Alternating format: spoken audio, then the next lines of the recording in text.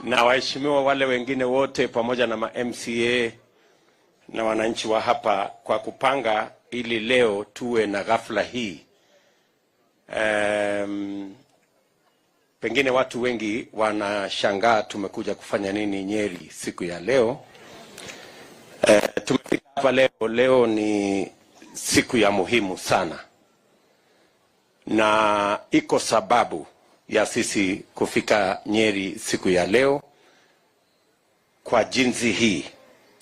Leo ndio tunaanza safari ya kutengeneza chata ya makubaliano kati ya wananchi wa Kenya na wale watakaoendesha serikali ijayo.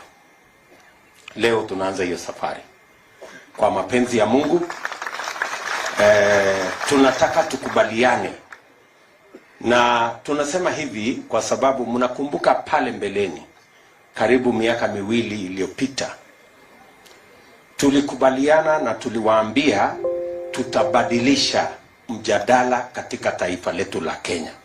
That we are going to change the national conversation in the Republic of Kenya. That the conversation will not now be about leaders and positions and sharing power. That the conversation is going to be about the people, their empowerment, their issues, and the economy. That is what we said about 2 years ago.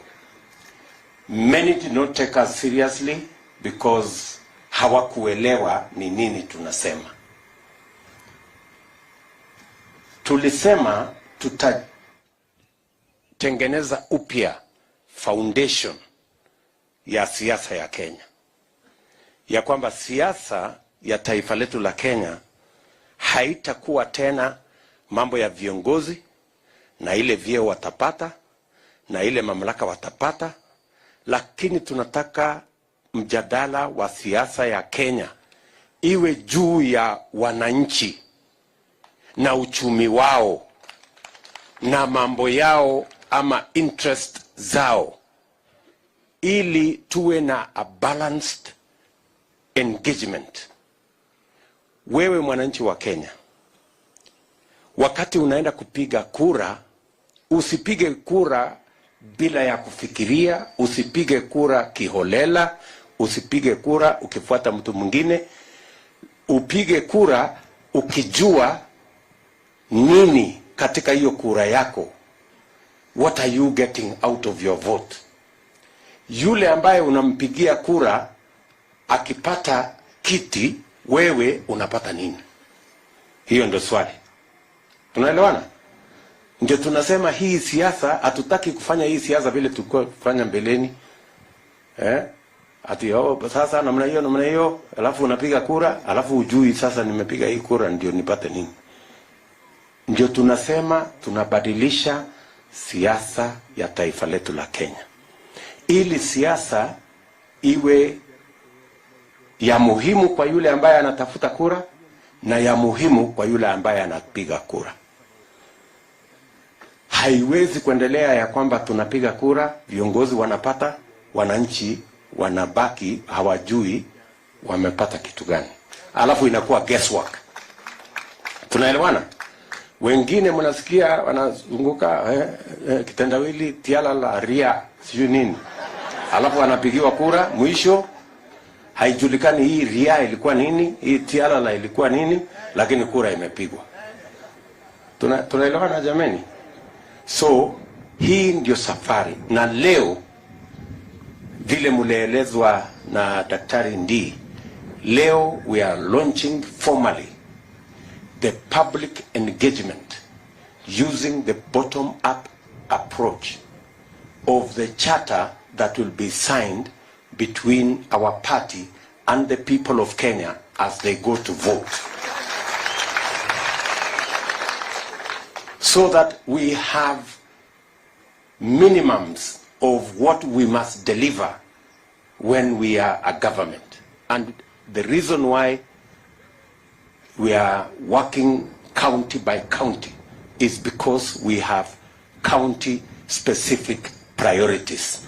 And we want county specific priorities to be captured in the county charters that will finally form the national charter that will be signed between the candidate of our party at every level and the electorate in the Republic of Kenya, so that every citizen who goes to vote knows I am voting for 1, 2, 3, 4, 5.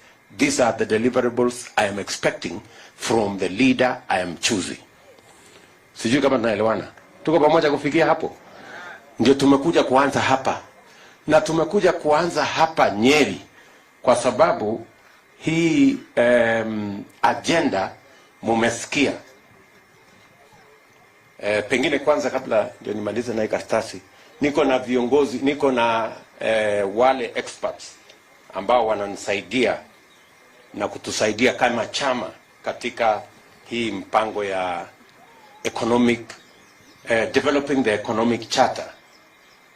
Niko na watu wa 6 hapa kutoka hiyo committee. Tafadhali wasimame from my office. Tuko na Professor Ndi hapo.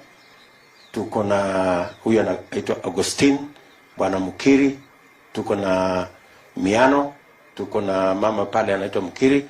Tuko na Governor Nanok. Hawa ndio wananisaidia katika hiyo kazi, na sisi wengine tumekuja kama part of that team. So nimesema ya kwamba tumefika hapa vile vile kwa sababu hapa Nyeri ndio rais wa 3 wa Jamhuri ya Kenya ambaye alitusaidia kupeleka Kenya mahali ambapo economic revival ilipatikana, Mheshimiwa Mwai Kibaki. Na tumesema kwa heshima yake na tukifuata katika footsteps yake, tuanze hii safari ya kuanza mjadala na Wakenya na conversation na wale ambao watapiga kura mwaka huu, tuanze hapa katika county ya Nyeri. That is why we are starting it here. Now, nimeandika katika hii kitabu yangu, imefika nusu yale mambo yote mmesema, na niko hapa na watu ambao wananakili yale mambo yote mmesema, na tumeshapanga tayari. Tulianza hii safari karibu mwaka 1.5 iliyopita, wakati tuliketi chini na viongozi na professionals kutoka hapa Mount Kenya. Tumeketi chini na professionals na viongozi kutoka Coast Province. Tumefanya hivyo katika Western Province, Western counties. Tumefanya hivyo Nyanza counties. Tumefanya hivyo katika Ukambani counties, na sasa tutakamilisha ya Rift Valley counties, because we are determined to change the conversation in our republic, the engagement, the political engagement in our republic, that it is no longer going to be about what leaders get. It is going to be about what every citizen gets when they go to an election. Tunaanza sasa leo hapa, itaenda katika kila county ya Kenya. In the next 60 days, we will have these public engagements in every county in Kenya.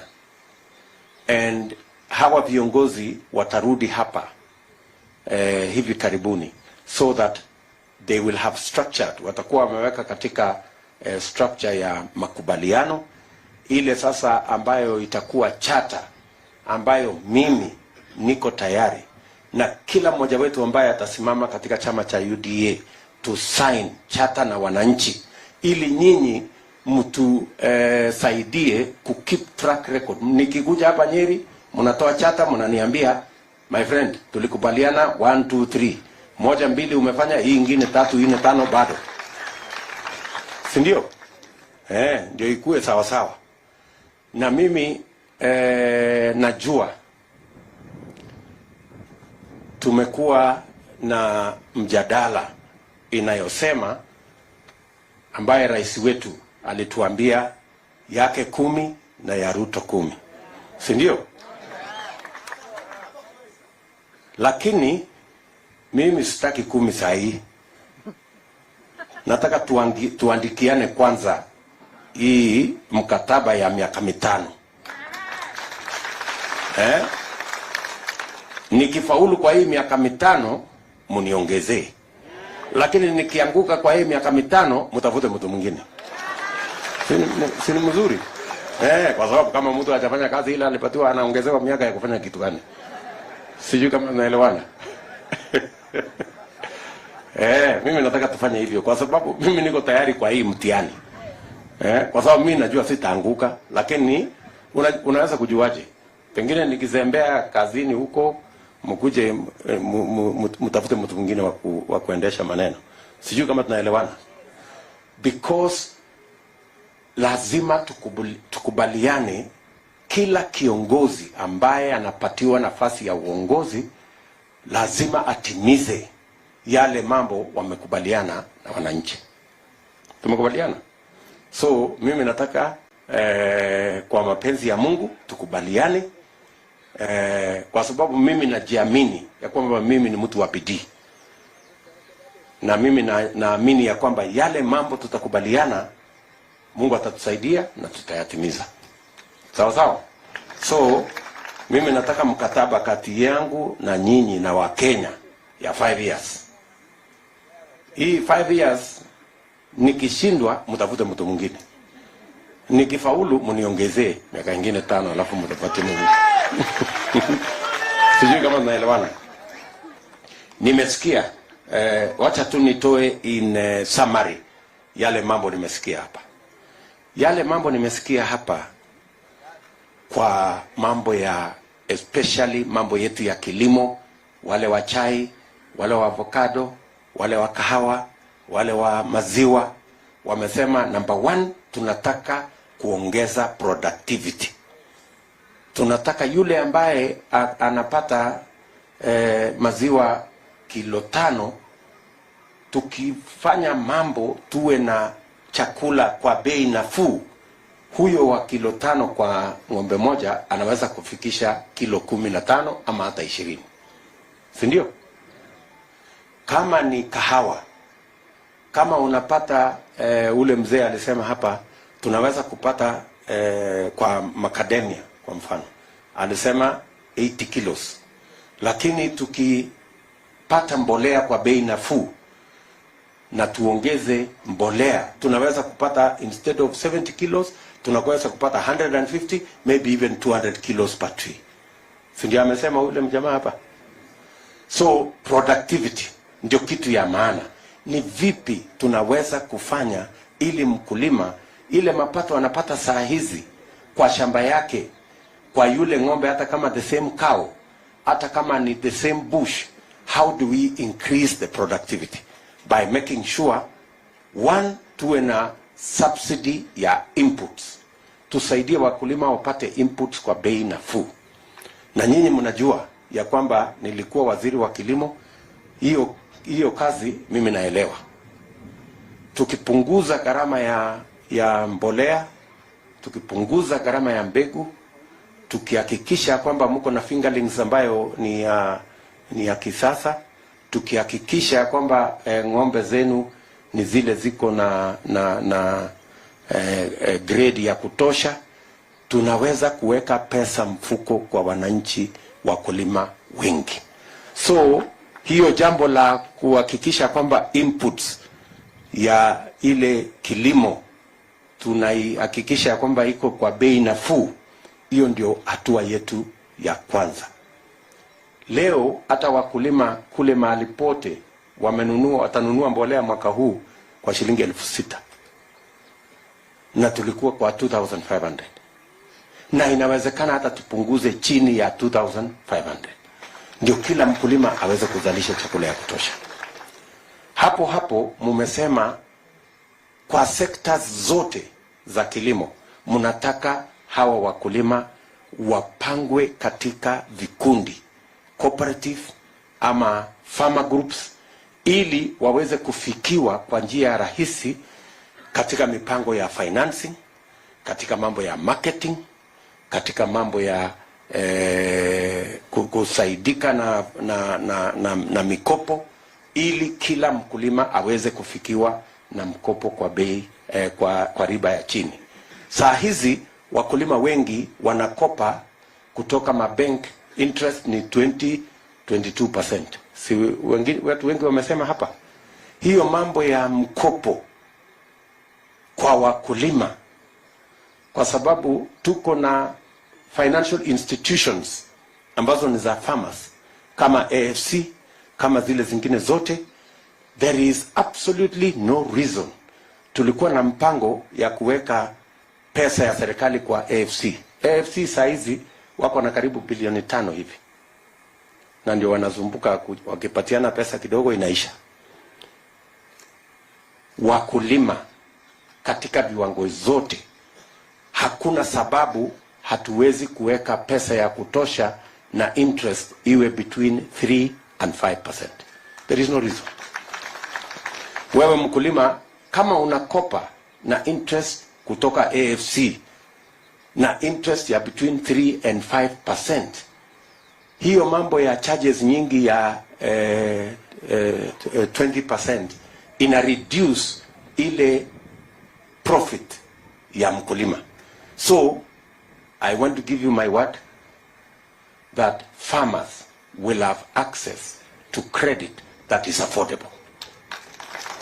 Na farmers wa all, kwa sababu wale wa avocado wanasema financing, wale wa kahawa wanasema financing, wale wote wanasema financing.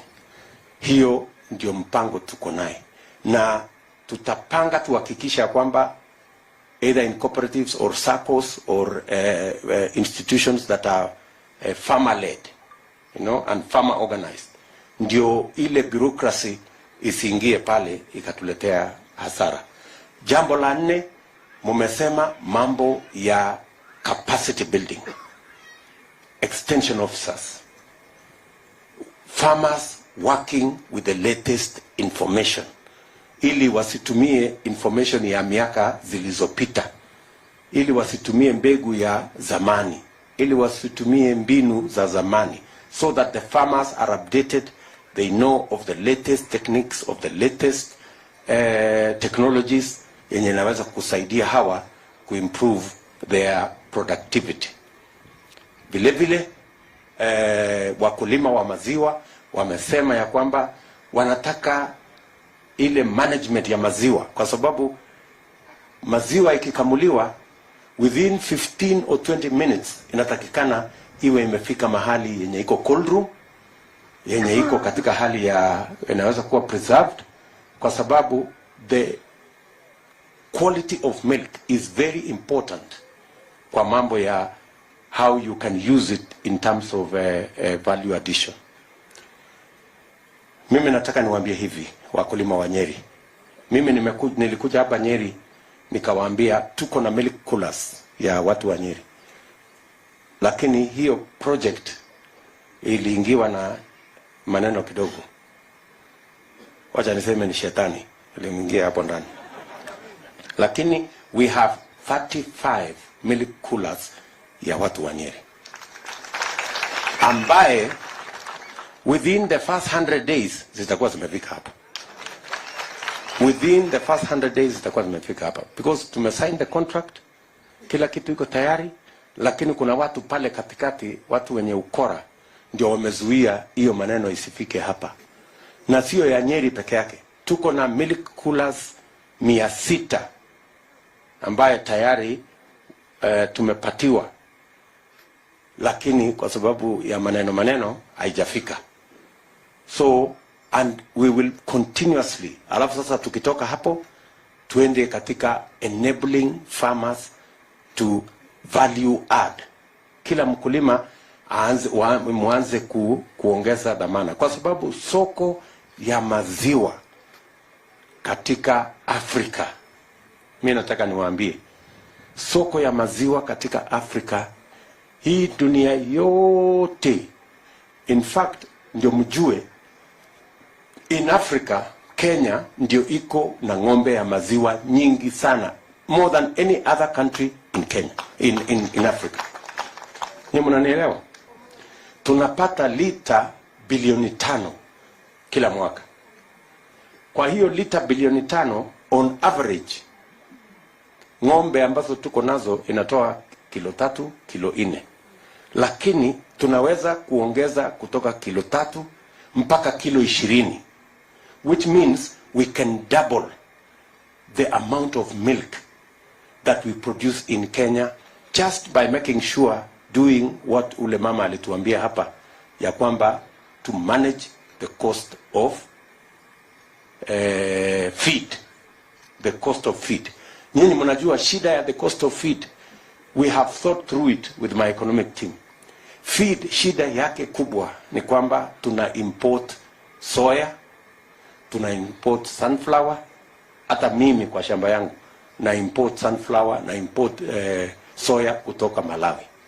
Na hiyo soya na hii vitu yote ambayo tunatumia, including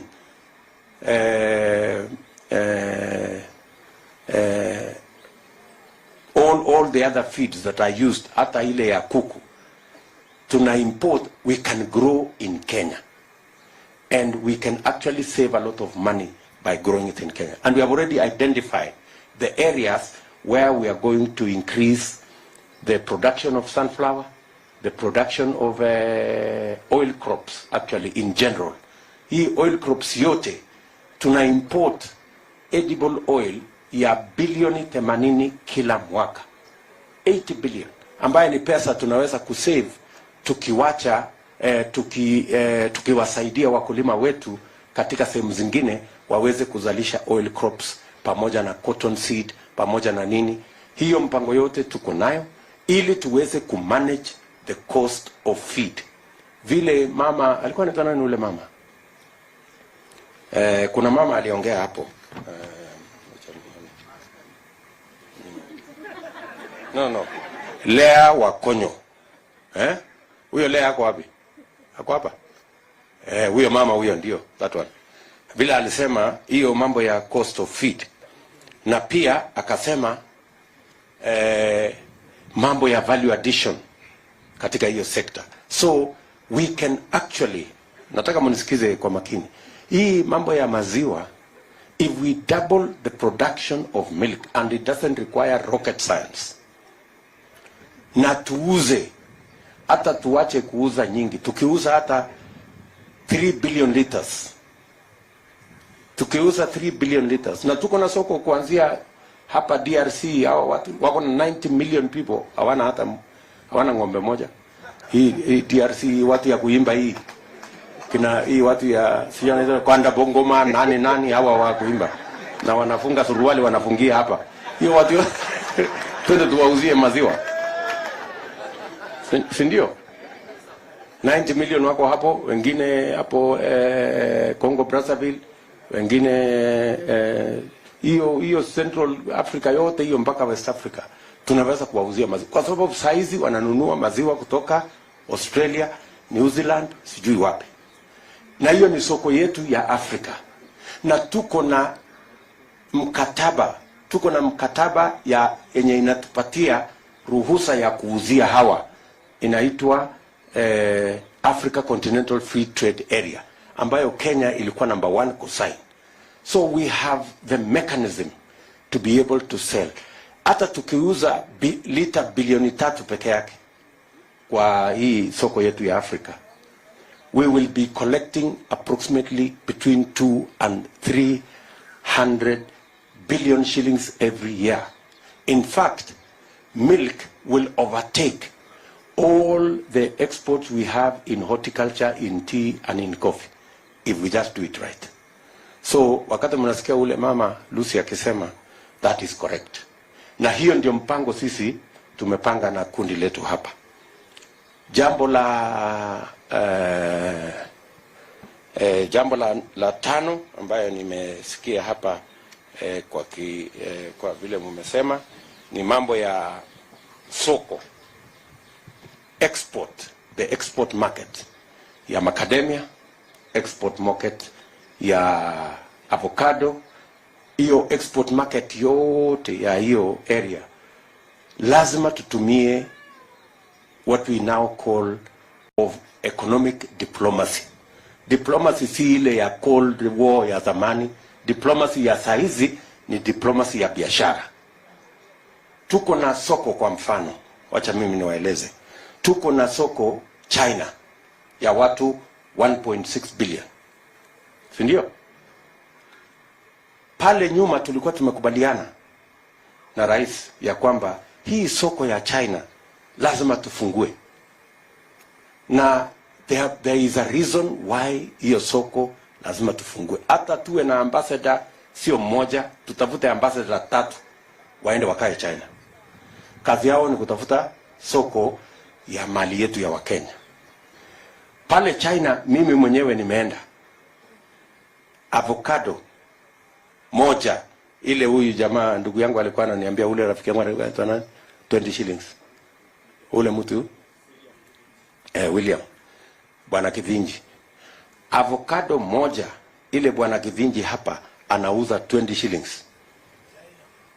China hiyo avocado moja ni shilingi 150. Yes.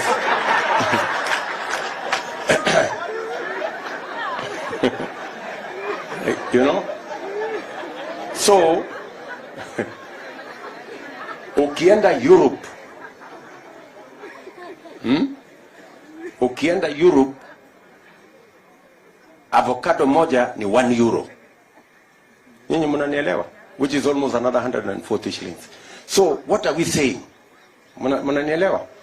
So we must open those markets. Kwanza hii soko ya China. Hii soko ya China ndio rahisi. Kwa sababu huyu mtu wa China tayari tuko na deni yake ya bilioni 100. Yes, tunamwambia hakuna njia nyingine ya kulipa hii deni yako. Deni yako, chukua hii avocado, chukua hii na bei ni hii. Tunalipa hii deni haraka.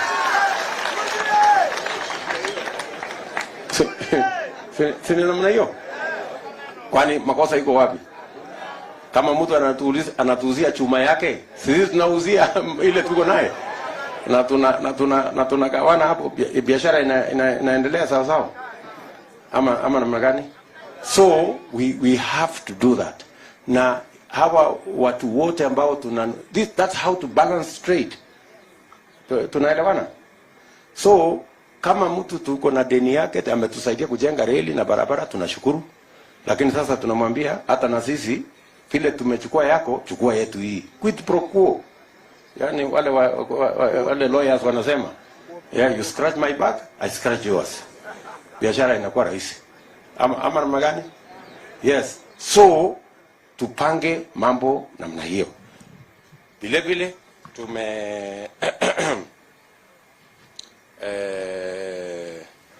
mambo ya sako. Na nimeshukuru kuna muungwana mmoja hapa amesema mambo ya sako tuanze kupanga.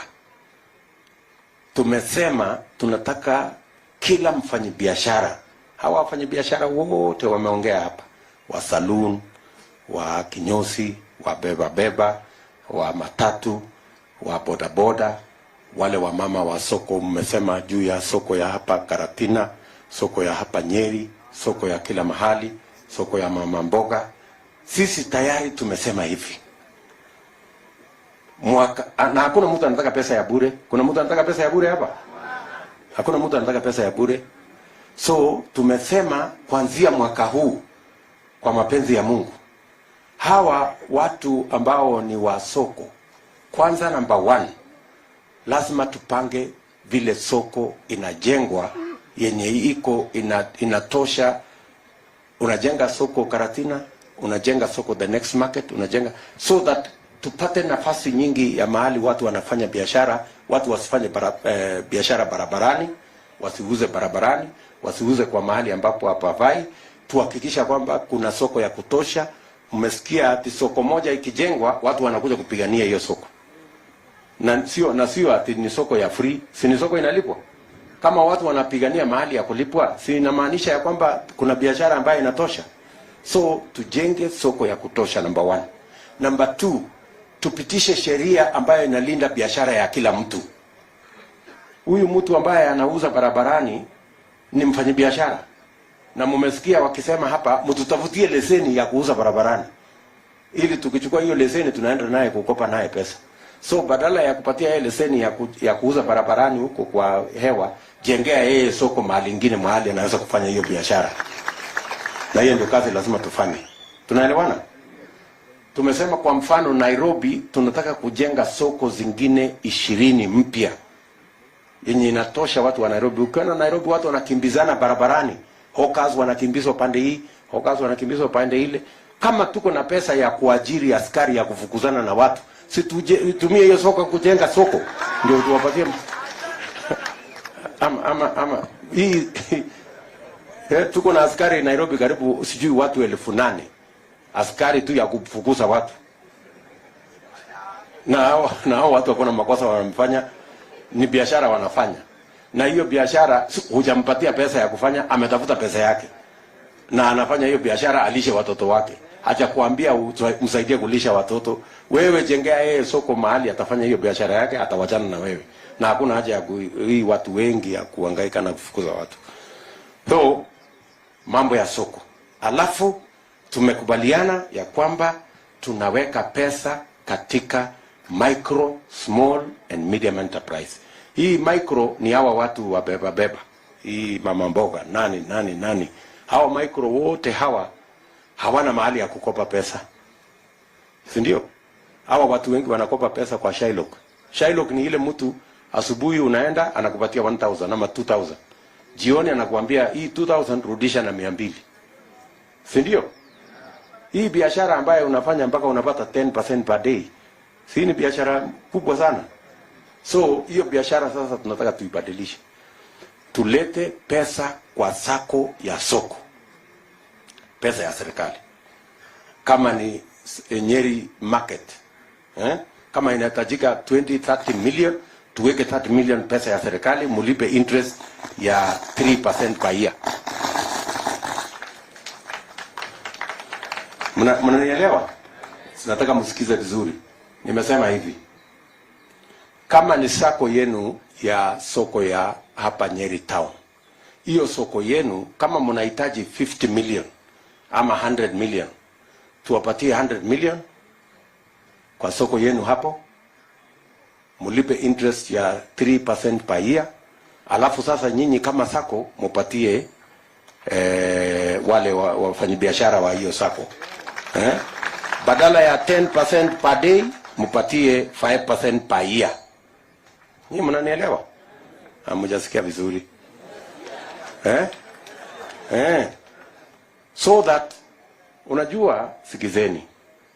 Kama huyu Shylock anakulipiza 10% per day, hiyo ni 3,600% per year. Hiyo biashara itafanyika kweli na 3,000%. Sasa tutoe from 3,000% per year mpaka 5% per year. Sasa ndio mtafanya biashara. Na nimekubaliana na wale wanasema hapa, hiyo inapatianwa kwa sako kwa soko. Haipatianwi kwa sababu mtu wako na title deed ama logbook. Si inapatianwa kwa kujuana, wewe tunakujua mama fulani, pesa umechukua 20,000 urudishe. Inafanywa ile inaitwa guarantee ya group guarantee. Because it's an economic tool. Nyinyi mnanielewa? Si inaendelea hata mpaka saa hii. Ni vile tu hizo groups haina pesa ya kutosha. So tutaweka pesa ya serikali ndio tuweze kuinua kila mtu. Hii bottom up inaanza hapo. Sijui kama tumeelewana. Hawa watu wa bodaboda, sako yenu. Nimesikia mtu wa bodaboda akisema hapa ati ile mtu ya kutrace ile mtu ya kutrace motorbike, ile tracking ya motorbike itolewe kwa huyu ipelekwe mahali nyingine. Hapana, wacha tu ikae hapo. Lakini sasa ile tutafanya, unatoroka hii mtu kwa sababu anakikukopesha pesa, anakupatia pikipiki ya 100,000, alafu unalipa 280,000 kwa hiyo pikipiki ambaye ilikuwa ya 100,000. So hiyo ndio shida. Wewe tutakupatia pesa 100,000 hiyo ya kununua pikipiki. Lakini badala ya kulipa 280,000, tunakucharge 5%, unalipa 105 instead of ile. Sasa hakuna haja ya wewe kutoroka sasa. Hata tracking, akiwa na tracking hakuna mahali atakupa. hauna shida na tracking kwa sababu utakuwa na uwezo ya kulipa hiyo pikipiki. Ama namna gani? Saa hii kulipa hiyo pikipiki ni shida kwa sababu ile pikipiki ya 100,000 you are forced to pay almost 250,000. Si ndio boss ule jamaa aliongea hapo vizuri. So tutapanga namna hiyo. Na hiyo ingine na hiyo ingine na hiyo ingine financing. So we will sort out this financing problem katika biashara zote. Hakuna vile biashara inaweza kufanyika na interest ya 20%. It doesn't matter what business you're doing. Tunaelewana? So we must make it possible for people to borrow money at rates that are reasonable, and that is our commitment.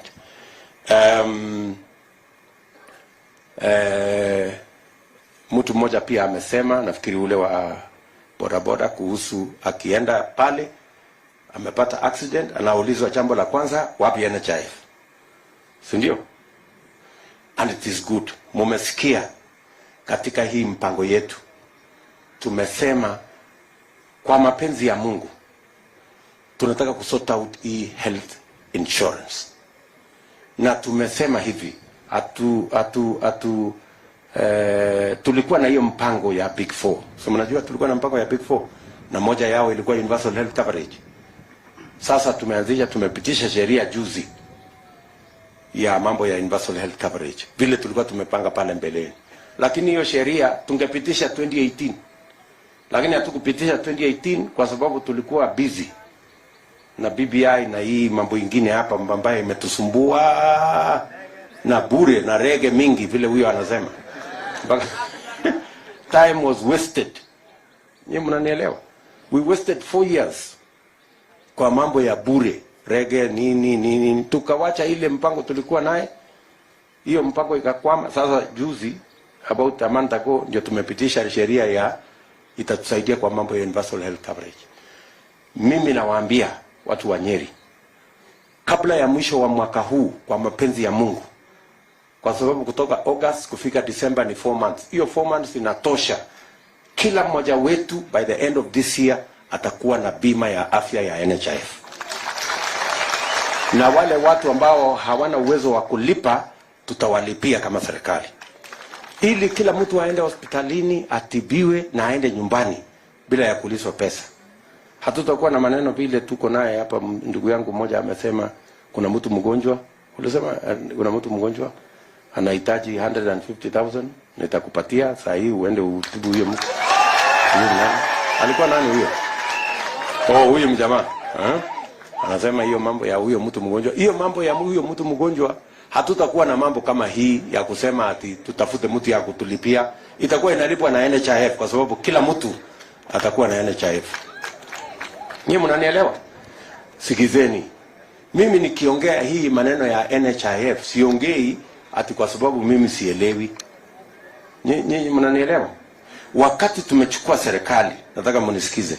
Wakati tulichukua serikali 2013, NHIF ilikuwa inaokota pesa kwa mwaka moja shilingi bilioni 7 billion in 1 year.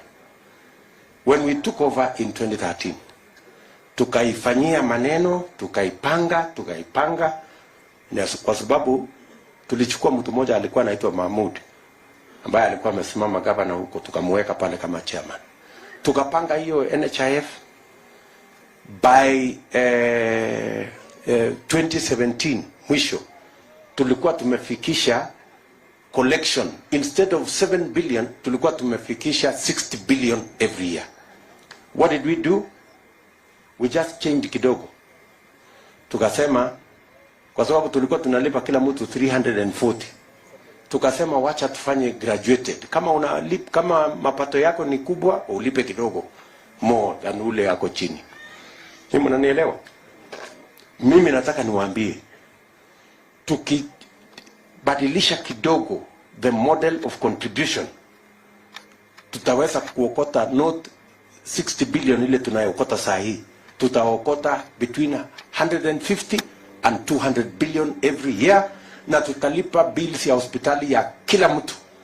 Hatutakuwa na shida ya kulipa. Na ndio mimi nakubaliana na nyinyi ya kwamba sasa ule mtu ya kitendawili atajua mahali hiyo kazi itafanya, ataelewa hata ilianza wapi, ataelewa ni nini inaendelea. Si ni kutupotezea tu wakati na kuturudisha nyuma, na sio kwa ubaya. Ni vile tu hajui hata inaanzia wapi, hajui inaenda wapi.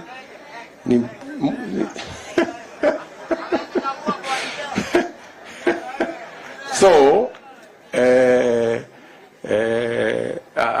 hatuwezi kubali hiyo maneno. Hii mtu ya maneno, huyu mtu tuwachane tunaye. Wacha tupange vile Kenya itaenda mbele. Sijui kama tunaelewana. Tuko pamoja watu wa Nyeri? So sitaki kusema sana kwa sababu mambo yale ambayo mumeandika hapa ni mengi, but I want to give you my word that we will sort out the economy of our country. And let me tell you, we have no option. Mimi nataka niwaambie, tusicheze karata. We have no option. Mahali tulipo sasa, kwa sababu saa hizi ile deni tuko nayo katika Kenya, we must sort out the economy so that we can pay our debts. If we don't sort out our economy and pay our debts, this country is in danger of going to liquidation. That is the reality. Tusidanganyane. Nyinyi mnanielewa? That is the reality. Lazima to sort out mambo ya uchumi wa taifa letu, tuhakikishe ya kwamba we bring more taxpayers on board, we create a bigger tax base, more taxpayers, so that we can make sure that we can live within our means. Sitaki kusema sana hapo, lakini lazima niwajulishe hiyo maneno. Kila mkulima hapa, kama ni wa maziwa, kama ni wa kahawa, kama ni wa chai, wameuliza jambo moja. Hawataki kilimo iwe kilimo ya karata ya pata potea.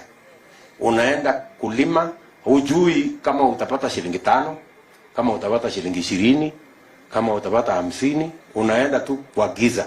Sisi tunasema tunataka kuondoa giza kwa kilimo. Mkulima kama hajaenda kwa shamba, ajue minimum ile nitapata kwa maziwa ni shilingi fulani. Minimum ile nitapata kwa kahawa ni kiasi fulani. Minimum ile nitapata kwa hii kilimo ni kiasi fulani. Ndio hata saa ile anakopa pesa, anakopa akipima isipite ile anatarajia kutoka mazao yake. Sio kama tunaelewana? So the concept of minimum guaranteed return for our farmers is a concept that is present, and government, serikali yetu, must provide a mechanism ile mkulima atajua atainvest na ataenda hasara, na hiyo bei iwe guaranteed. And we must build the infrastructure, including cooperatives, including marketers, that will guarantee that the farmers chakula yake isipotee ama mazao yake isipotee, na bei isiwe ile iko na mabroka na makatel wanakuja hapo katikati wanaibia mkulima, wanaenda wanatengeneza pesa.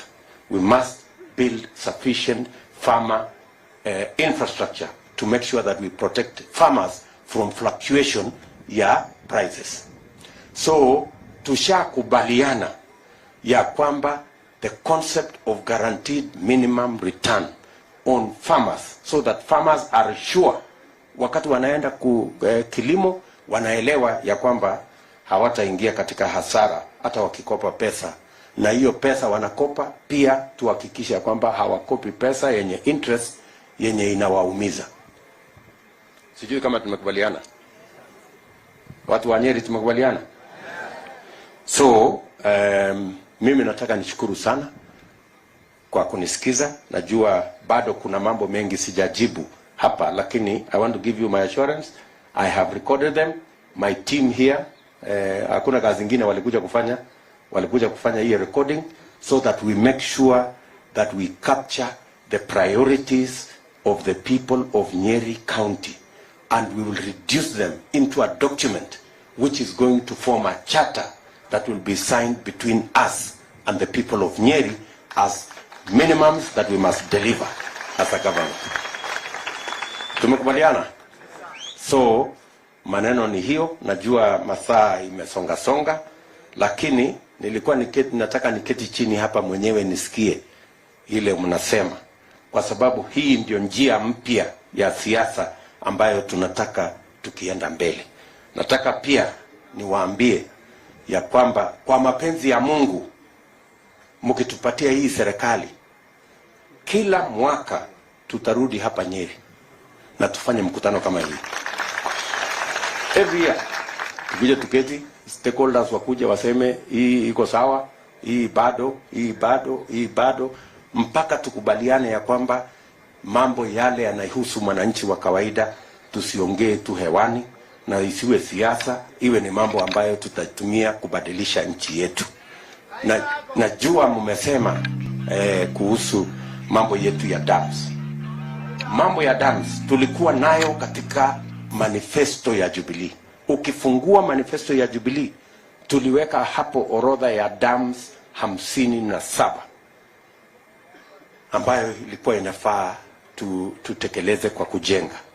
Lakini kuna maneno ilitokea hapo ya siasa, sio maneno mengine ya siasa tu, siasa kidogo hapo ndio imekwamisha hiyo mambo yote. Wengine wetu ukiona kujimudu kwa hiyo kazi, Mungu ametujalia, unatafuta unakimbilia kazi nyingine, kwa sababu labda utapatana na mwingine akwambia twende tusimame pale, utapata pesa. Na sisi hatutaki hivyo juu tumesoma mambo ya dunia hii. Na kama hatujasoma, kuna mtu amedropia 8 na tunamfundisha anajisimamisha kama msichana ama kijana. Na Mungu ametupatia nafasi. Tunasema hii bottom up ni ya kuchukua wale wako chini sana ndio wasimame. Hii serikali ya mwaka huu kwa mapenzi ya Mungu ndio tuweze kutekeleza yale ya muhimu kwa wananchi wa taifa letu la Kenya.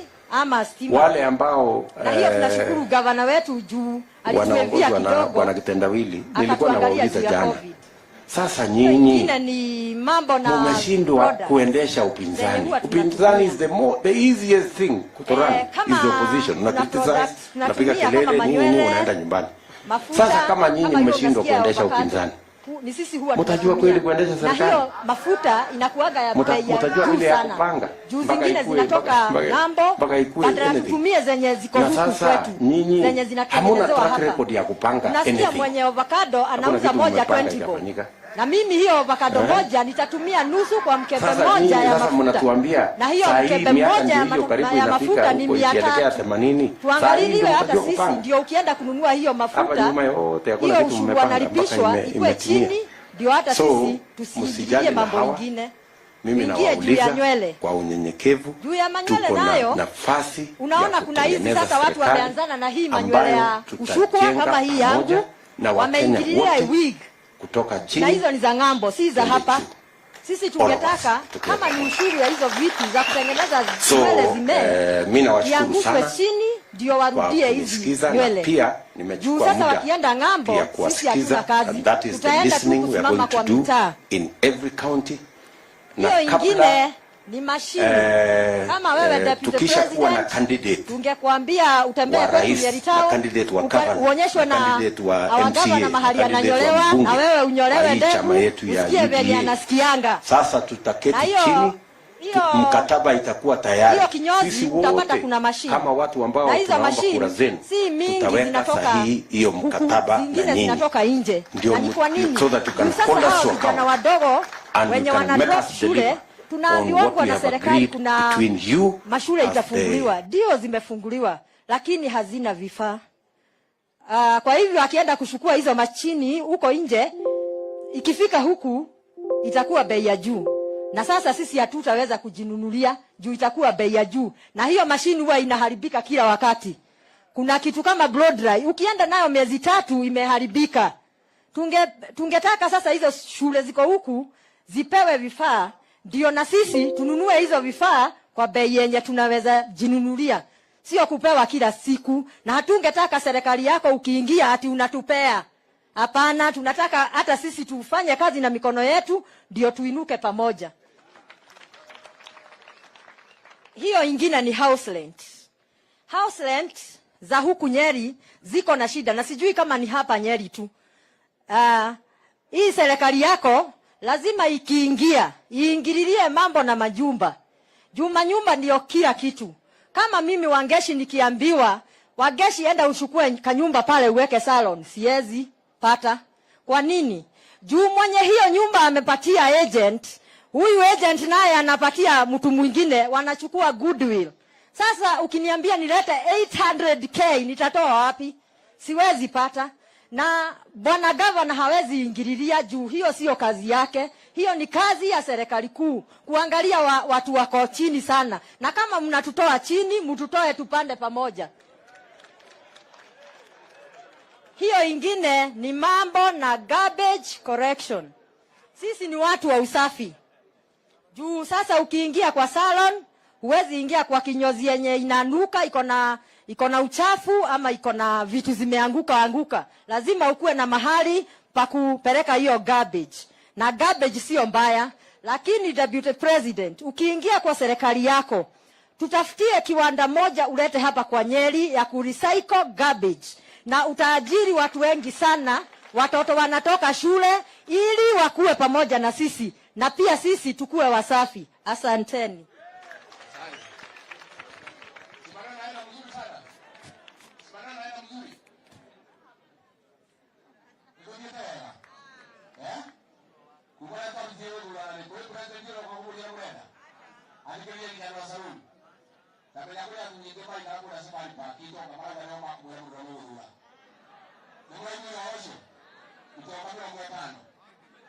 Haya, watu ya taxi kutoka Ruto, hapo wapi jamaa huyu wa taxi?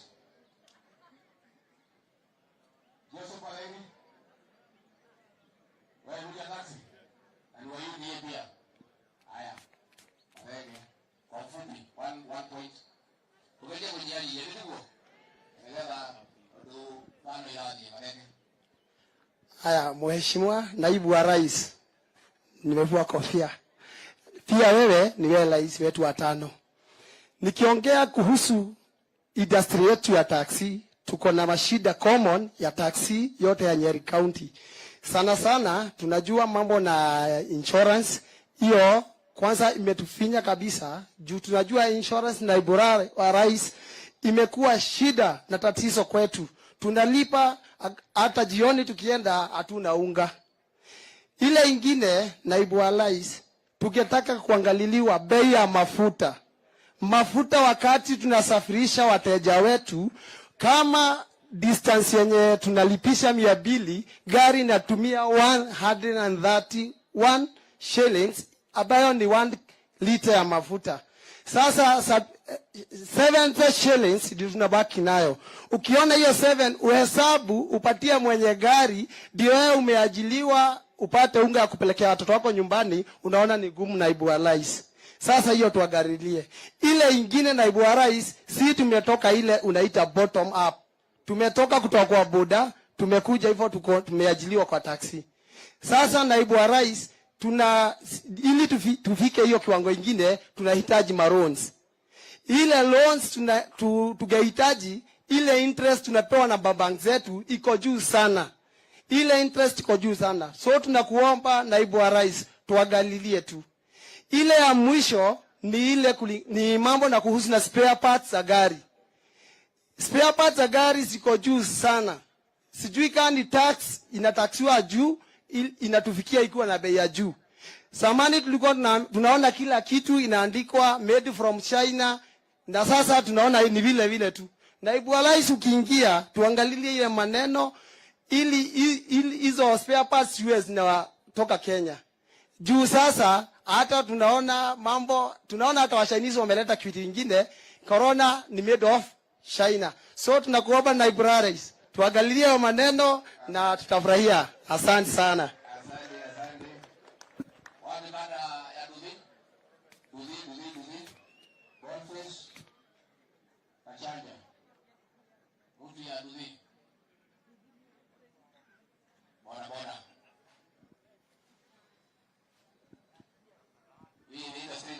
wengi sana, si ndio? Naibu wa Rais, biu ya Mugambo ikilia, jua kuna jambo, wanabodaboda wako ndani. Mimi ni jina ni Boniface Gachanja Wajera, mwekezaji wa bodaboda kaunti ya Nyeri. Ningetaka kueleza kwa kina mambo saba ambayo tumezungumzia wote. Tuko na pikipiki 29,485. Jambo la kwanza ni security.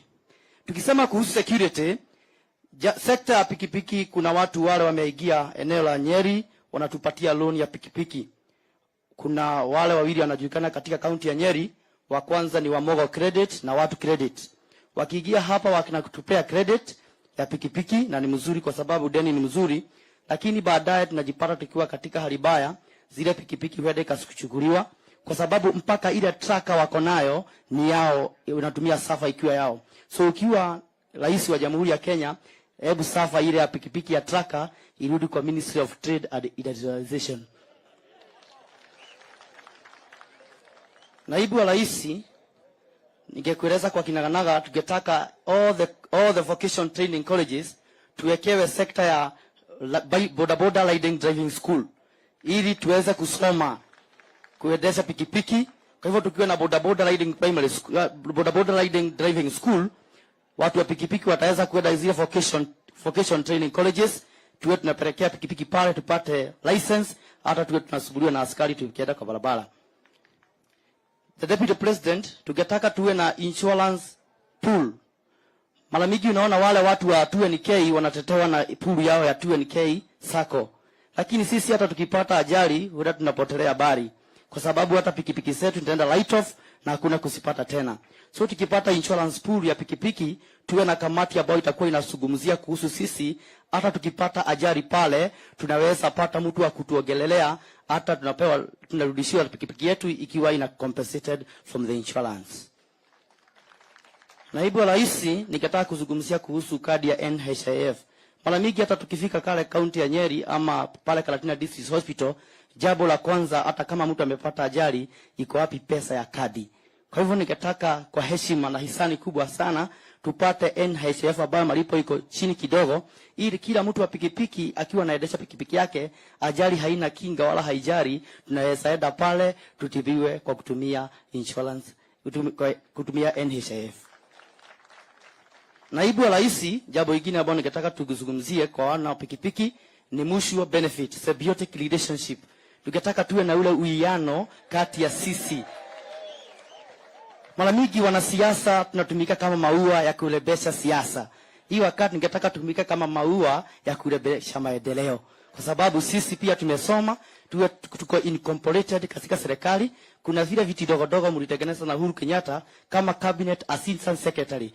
Tungeuliza kwa heshima na hisani wanabodaboda wa kaunti ya Nyeri, the cabinet assistant secretary of transport in the bodaboda department akiwa ametoka kwa pikipiki.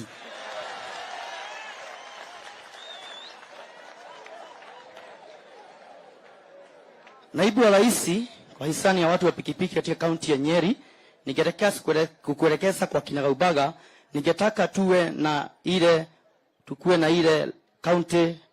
county inatupea responsibility kidogo. Maitisha, my governor, Mutahi Kahiga, ile wakati hata unapeana ile public amenity, tunashuka kama show ya serikali, show ya county, angalau hii wakati upea mpaka watu wa bodaboda, tunapata pesa kidogo kwa sababu kila bodaboda sector tuko na sako. Ili ile pesa kidogo tunapata management kama ya public amenity, it can be included in a sako, making our sako grow tremendously. Mr. Deputy President, jambo la mwisho ambao nimetumwa na watu wa pikipiki, wamenieleza kwa kwamba kwa sababu huku ni UDA na mimi ndio speaker wa kaunti ya bunge ya pikipiki, nitahakikisha kwamba pikipiki 29,485 watahakikisha kwamba watasukuma dembe mpaka ukue President of Republic of Kenya. Asante sana, Mungu ambariki. Asante sana, thank you, God bless the people of pikipiki. Asante.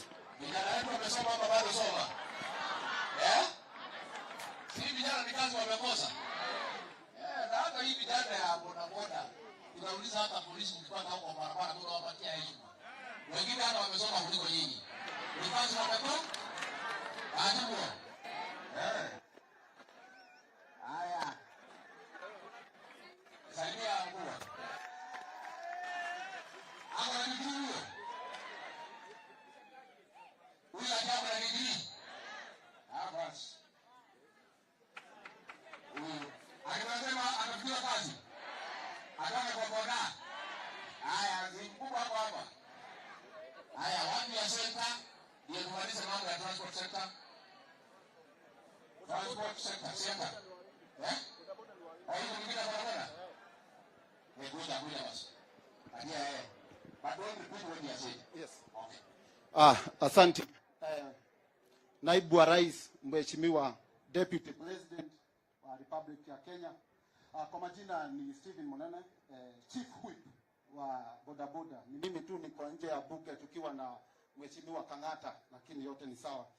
Ile kitu tungetaka kuongeza kwa wanabodaboda, kama last year wanabodaboda wote Kenya mzima tulichangia bilioni 300 kwa tondo cha serikali. So hata sisi tungependa kama sisi ni revenue tunachangia kwa hizo pesa, hata sisi tuone hizo pesa bado zinarudi kwetu, sababu Your Excellency, sisi kama wanabodaboda tumebaki nyuma sana, upande wa serikali kuu na upande wa serikali ya county. Sina mengi ya kusema sababu umeelewa na rafiki yangu amesema. Hiyo kitu kingine tungetaka sisi kama wabodaboda kumshukuru Rigathi Gachagua, na tulimpea jina kama Rigathi wa Aduthi, sababu Mheshimiwa Rigathi Gachagua ni MP Kenya mzima mwenye ako na kazi gumu sana. Ati ni MP Mathira, ni MP Nyeri na ni MP Kieni. Ndio maana tulimpea jina Rigathi wa Aduthi, na kwa ukweli tulimuona mahali na bodaboda. Kwa hivyo hata unajua Waswahili wanasemaga palipo wasee hapa haribiki neno. Kwa hivyo hata Your Excellency ukitufutia huyu mzee Rigathi akuje hapa karibu na wewe, hata sisi tutachukuru na tuseme kweli umetufanyia mambo kama wakazi wa Nyeri. Asante sana na God bless you, our fifth President of Republic of Kenya. God bless you sir. Asante. Lakini wapi ya Nyeri na Kieni? Kazi yenu nimebaki mwezi 5. Mjipanga. Unatafuta mfanyikazi? Watu wake alimea. Nimeosha jambo tu wawera. Nini ndio ngata kumta ya ayu? Nimeosha jambo tu wawera. Aya mera ineno. Yadu ayene tauni. Nimeosha jambo tu wawera. Mtafuta mfanyikazi yenu. Mimi nitasimamia nyinyi mwezi 5, lakini mtafute mfanyikazi.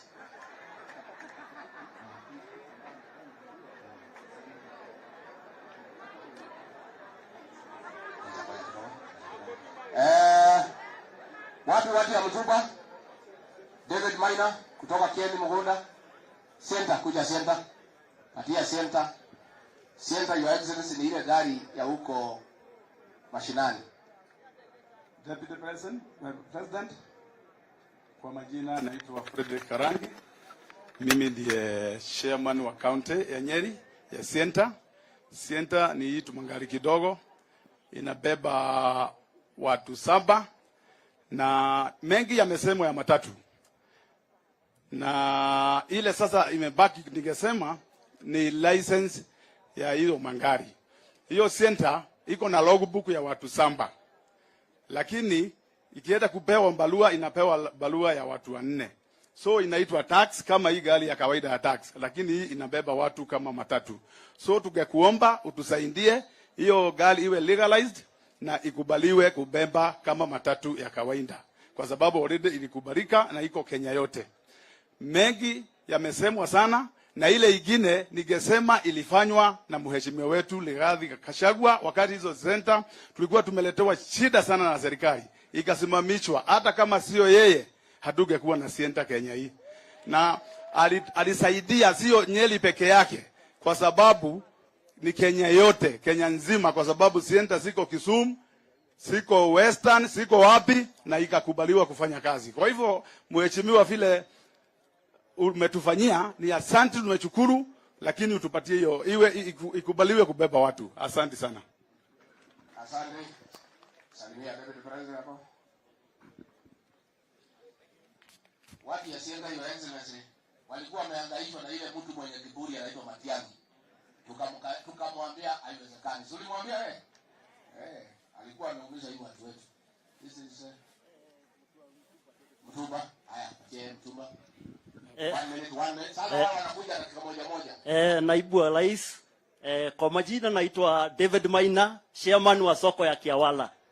Ile mashida nitaongea ni juu ya Mtuba. Kitu ya kwanza ni tax inapigwa Mtuba ikiingia Kenya. Ndio imefanya kazi yetu iwe gumu zaidi. Kitu ya pili ni kujengewa masoko. Sisi watu wa Mtuba tunashomeka sana na jua. Mvua ikinyesha hatufanyi kazi. Kitu ya tatu, tunaomba tutengenezewe sako. Watu wa Mtuba wote tushikane. Ili tukitaka hata kukopa pesa, iwe rahisi tupate pesa na interest ya chini. Kitu ya nne, ni hawa watu wa China wametuangamiza sana. Wao wanauza Mtuba, tunaleta Mtuba, wanauza na retail badala ya uze na wholesale. Sisi tunaomba ukiingia juu unaingia, hawa watu wauze na wholesale. Mimi najua watu wa Mtuba wote tumeshikana na tumeamua sisi tuko kwa serikali yako. Na sisi hatupagwi. Mungu akubariki mheshimiwa. Haya, asante mtu ya Mtuba. Tuko na hii watu ya vinywaji ya wazee ile wanakunywa ndio watafute usingizi. Na si makosa. Ona wasikunywe mingi, si ndio? Vincent Jogona.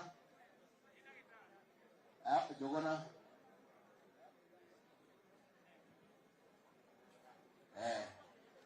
Hii kinywaji si mbaya.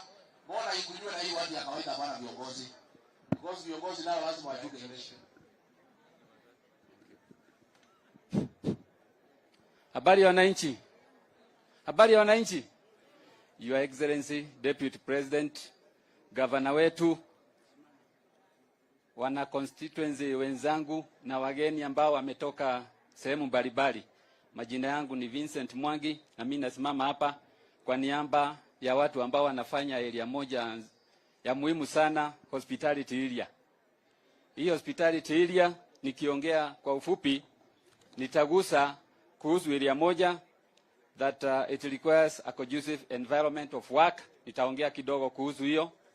Nitaongeza kuhusu licensing and taxes, pia hiyo yafaa iangaliwe vizuri sana.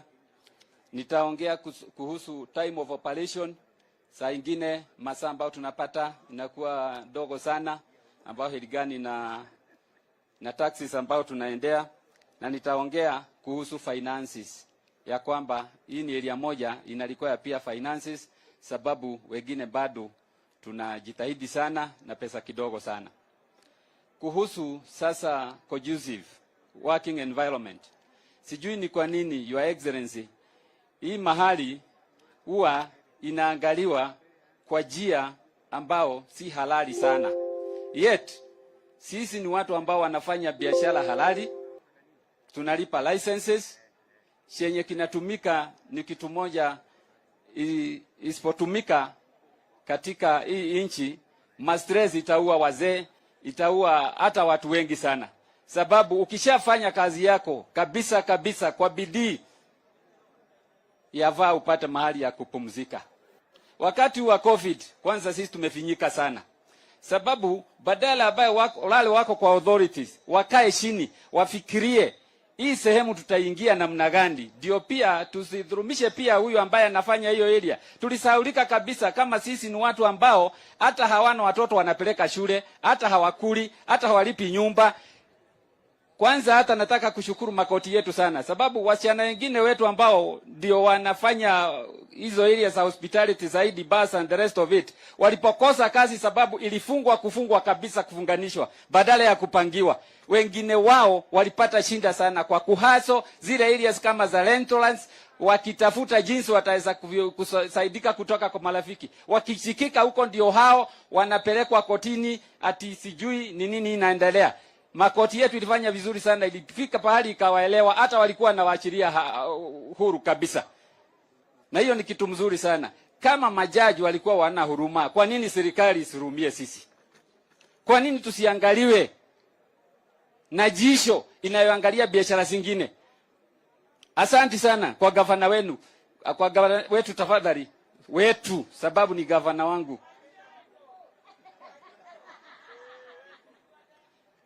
Gavana wetu Mutahi Kahiga, sababu kitu moja alifanya nzuri sana, alituangalia kwa jisho ya huruma.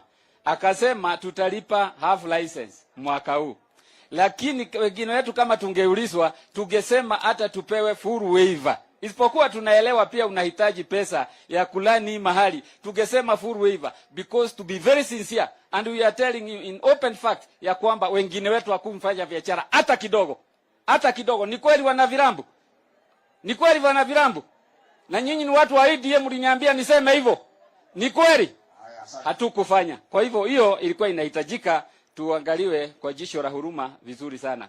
Kitu kingine ningetaka kusema, tuko na harassment nyingi sana ambayo inatoka especially kwa police forces wetu, law enforcers, na si mbaya afanye kazi yao. Lakini pia hatuwezi kuwasha wenye authorities kama wale ambao wako hata kama ni ofisi ya governor ama national offices, sababu mwenye kutimiza hiyo kazi ya law enforcement anatoa pia regulations zile ambao zimewekwa na wale wamepewa authorities, wako katika authority levels, watengeneze regulations mzuri ambao hasitavinya pia wanafanya wa biashara, especially wa hii area hiyo ya hospitality.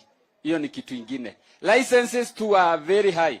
Kila mwaka licenses sasa ya virabu, ya restaurants and the rest inaenda ikiongezwa sana. Hii yafaa iangaliwe sana, sababu ni lazima ulinganishe license, mapato, masaa ambayo hii kazi inafanywa, because we work at the restricted hours of time, is not open. Iangaliwe ionekane kweli faida hawa watu inatoka wapi. Ikiwa kama hiyo wakati wa COVID kwenye tulipewa nafasi kidogo, labda ni saa moja ama masaa mawili, was that enough surely to pay for the licenses and the taxes that are there? Kitu ingine ambayo ilikuwa iendelee wakati wa aliyetuasha mpendwa wetu Ruto Gachagua, na Mungu aendelee kumpusisha mahali pema huko mbinguni. We have so many taxes in this industry. Come to bars and restaurants. Unaenda unapata iko licenses ingine, sijui ya music, iko ingine unaenda unapata hii ni ya trade license ya club, iko ingine unaenda ni ya health, there are so many licenses, countless. Na katika those licenses, hiyo ndio sasa vipenya rao askari wanatumia sasa kuharass watu wetu.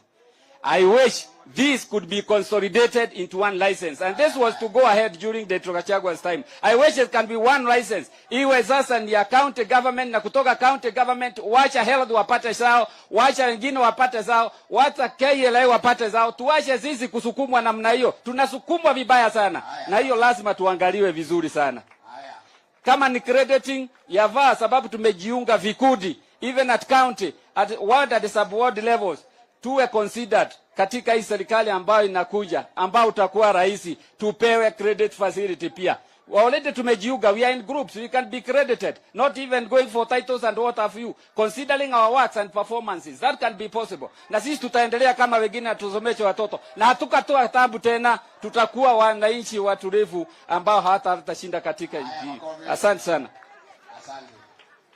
Na tujaribu wale watapewa nafasi tuongee ile maneno ya national government, si ndio? Alafu ile account gavana Mutahi Kahiga na wale wanataka vyeo waite mkutano pia kama hii, wasikize mambo ya nini account, si ndio? Nataka ile ya national government. Sasa hii ya licensing nini, hiyo ni ya gavana, na gavana pia anaweza kuwa na vikao pia kabla hajapewa uongozi, na yeye aseme atafanya hii na ile. Kuna gari KCP 544P, KCP 544P umefungia mwenye ploti kuingia kwake, na bibi yake anapiga anasema lunch iko kwa meza, lakini hawezi ingia. Uende utoe hiyo gari. Tumebakisha watu wachache, tunajua tunataka tuende lunch, lakini sioni tuende lunch halafu turudi. Tumalize maneno kwanza. Wangapi wanasema tumalize maneno ndio tuende lunch? Wako ndo wako. Wako ndo wako. Hata mlikula kitu asubuhi, kwa hivyo tumbo igali imeshika kitu. Kwa hivyo si mbaya. Tulikuwa tumeangalia hapo maneno tunaweza kaa. Market ya Ware market, that is Nyeri town. Tuko na Joseph Rua, Nyeri town. Okay. Na fuate Mase wa Mai. Akaribie. Ndio tukimaliza. Thank you Governor for the guidance. Karibia. Mama karibia. Hii. Wewe horoe. Sinaona hiyo kwa horoe ndio umedai. Nimo kwa kale heo nayo. Yuka kaudo. Haya, relax. Wao wamesema lazima useme kitu. Uwezi kuwa umengana na mwana hiyo kwanza kusema kitu. Thank you Mheshimiwa Rigathi Gachagua. God is good all the time. Mheshimiwa Naibu wa Rais, Gavana wetu Mutahi Kahiga, mimi ni Joseph Lua, chairman wa Hawker Store na masoko ya hapa town. Sisi mashida ni mingi, lakini bado tunang'eng'ana naye. Saa ile tunasikia ukisema serikali yako itabuni pesa kiwango fulani itasaidia mtu wa soko, sisi tunaomba na tunapiga magoti, tunasema haleluya. Wewe ni kama Musa, na Mungu akuguse na kuwekee hiyo ndio sisi watu wa soko agalau tuone kama tutajiondoa kwa huo maskini. Mara mingi mimi nilikuwa nikiuliza kwa nini nilikuta mama yangu akifanya kwa soko na bado ako kwa shida. Ni kwa sababu alikuwa anafanya kazi ya soko ili apigane na umaskini na aweze kunilea. Na mimi pia wakati nilimaliza masomo niliingia kwa hiyo soko. Sasa saa hii kama kuna sekta imeajiri watu wengi ni sekta ya masoko. Na hiyo sekta inaajiri kwa sababu Kenya hii hatuna makazi. Sasa mimi ningekuomba serikali yako ikiingia, na kwa sababu itaingia, angalau itengeneze village industry. Juu watu wengi hawatakuwa wakikimbilia kwa masoko, watakuwa wakiajiliwa kule mashinani. Sasa na wale watakuwa kwa soko tutakuwa wachache. Saa hizi ukiuliza Gavana Mutahi Kahiga atakwambia kila soko ikimalizika inakuwaga na vita hapa na mng'eng'ano kwa sababu hakuna makazi. Ingine ningetaka tuweke modern ya soko zetu, na Gavana na hapo atatushikilia na kisaidio na naibu wa rais na serikali yake ile itakuja, kwa sababu itakuja. Ni kila soko iwekwe sako. Kila sako ikuwe na sako. Ili kila soko iko na wafanyabiashara chini ya 500 kwenda juu. Ili tunakopa pesa zetu kwa hiyo soko yetu na sisi tunapata dividend kwa hiyo soko yetu. Sasa hapa ningekushukuru utatushikilia kama wafanyabiashara wa masoko. Ingine ya mwisho tutakuwa tukiajiri hata youth wale wanamaliza masomo wakuja kwa soko. Sisi hatuna shida na kulipa revenue. Tunajua kulipa ushuru ni kujitegemea. Sisi tunataka kuinuliwa. Na hizo pesa Mheshimiwa Naibu wa Rais, wacha isipitie kado, wacha sikuje kwa hizo soko direct kwa sako hizo. Na ni hayo tu, shukrani na Mungu akubariki.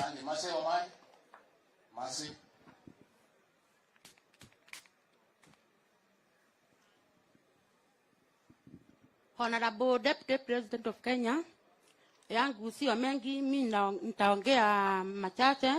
Kwa jina ni Mase wangu wa Mae, naongea juu ya soko ya Karatina, na juu ya hiyo soko ndio kumbwa na ile masoko ingine inakuanga na sinda kama yetu.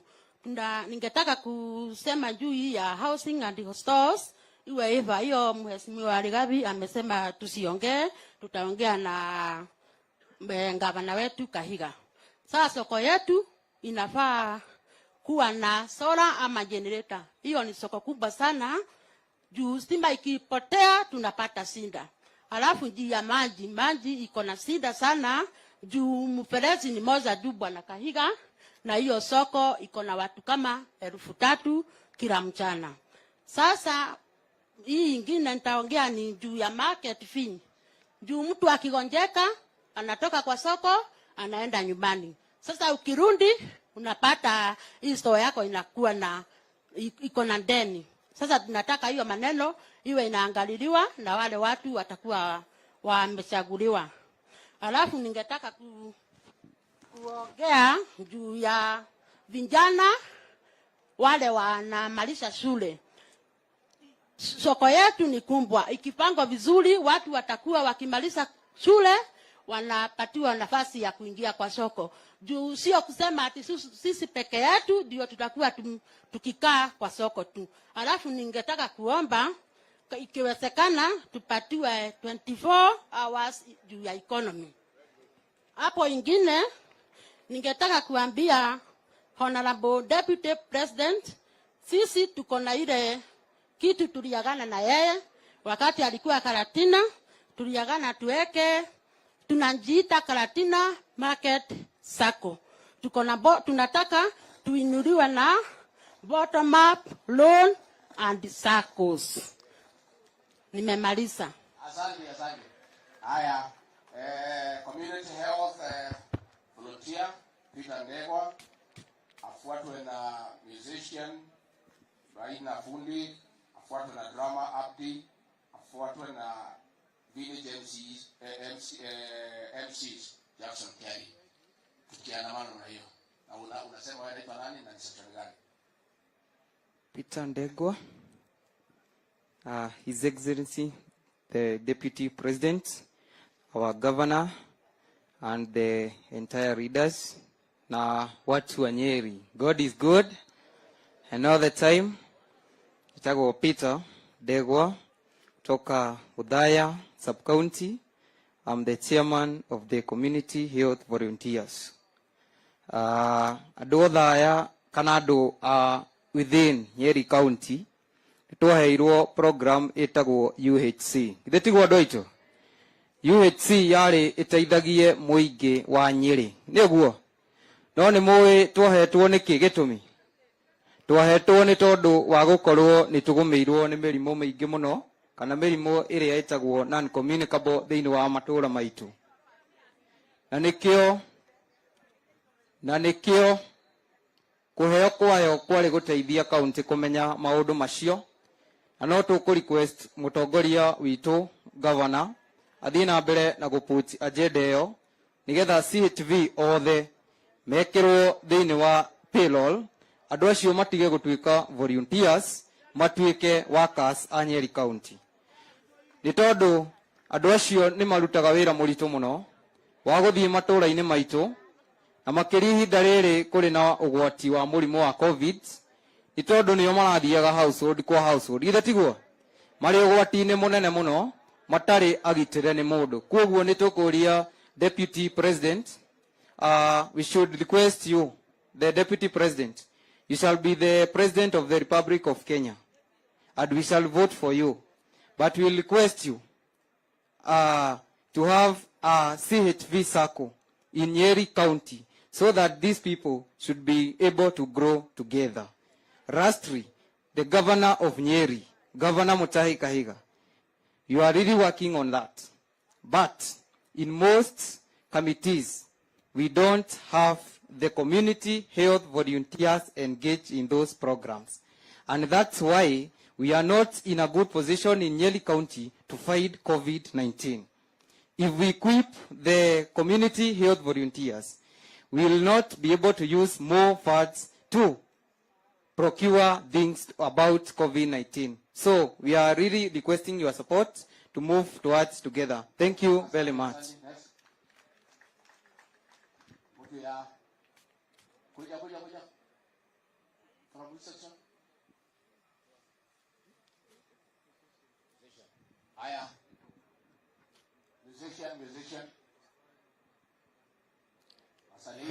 Your Excellency Deputy President William Samoei Ruto, our incoming President, Nyeri County Governor Honorable Mutahi Kahiga, Honorable Rigathi Gachagua, Honorable Mukami, and all honorable guest. Mimi naitwa Simon Maina, naakilisha wasanii wote wa Nyeri County.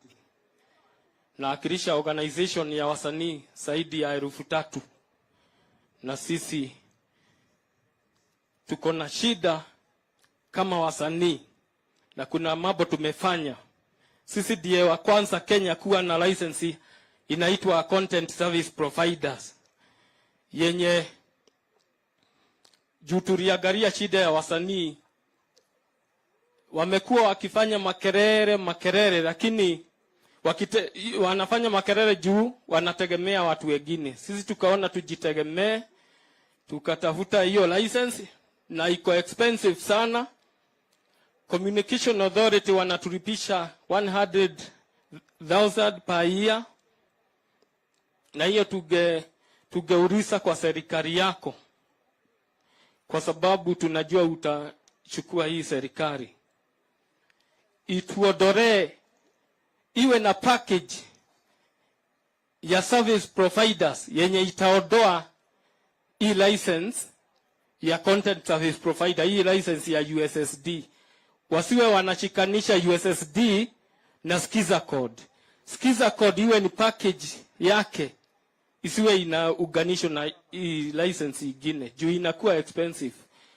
Na mambo ingine nimetumwa na hawa wasanii 3,000. Tuko na sako inaitwa Modern Kasha.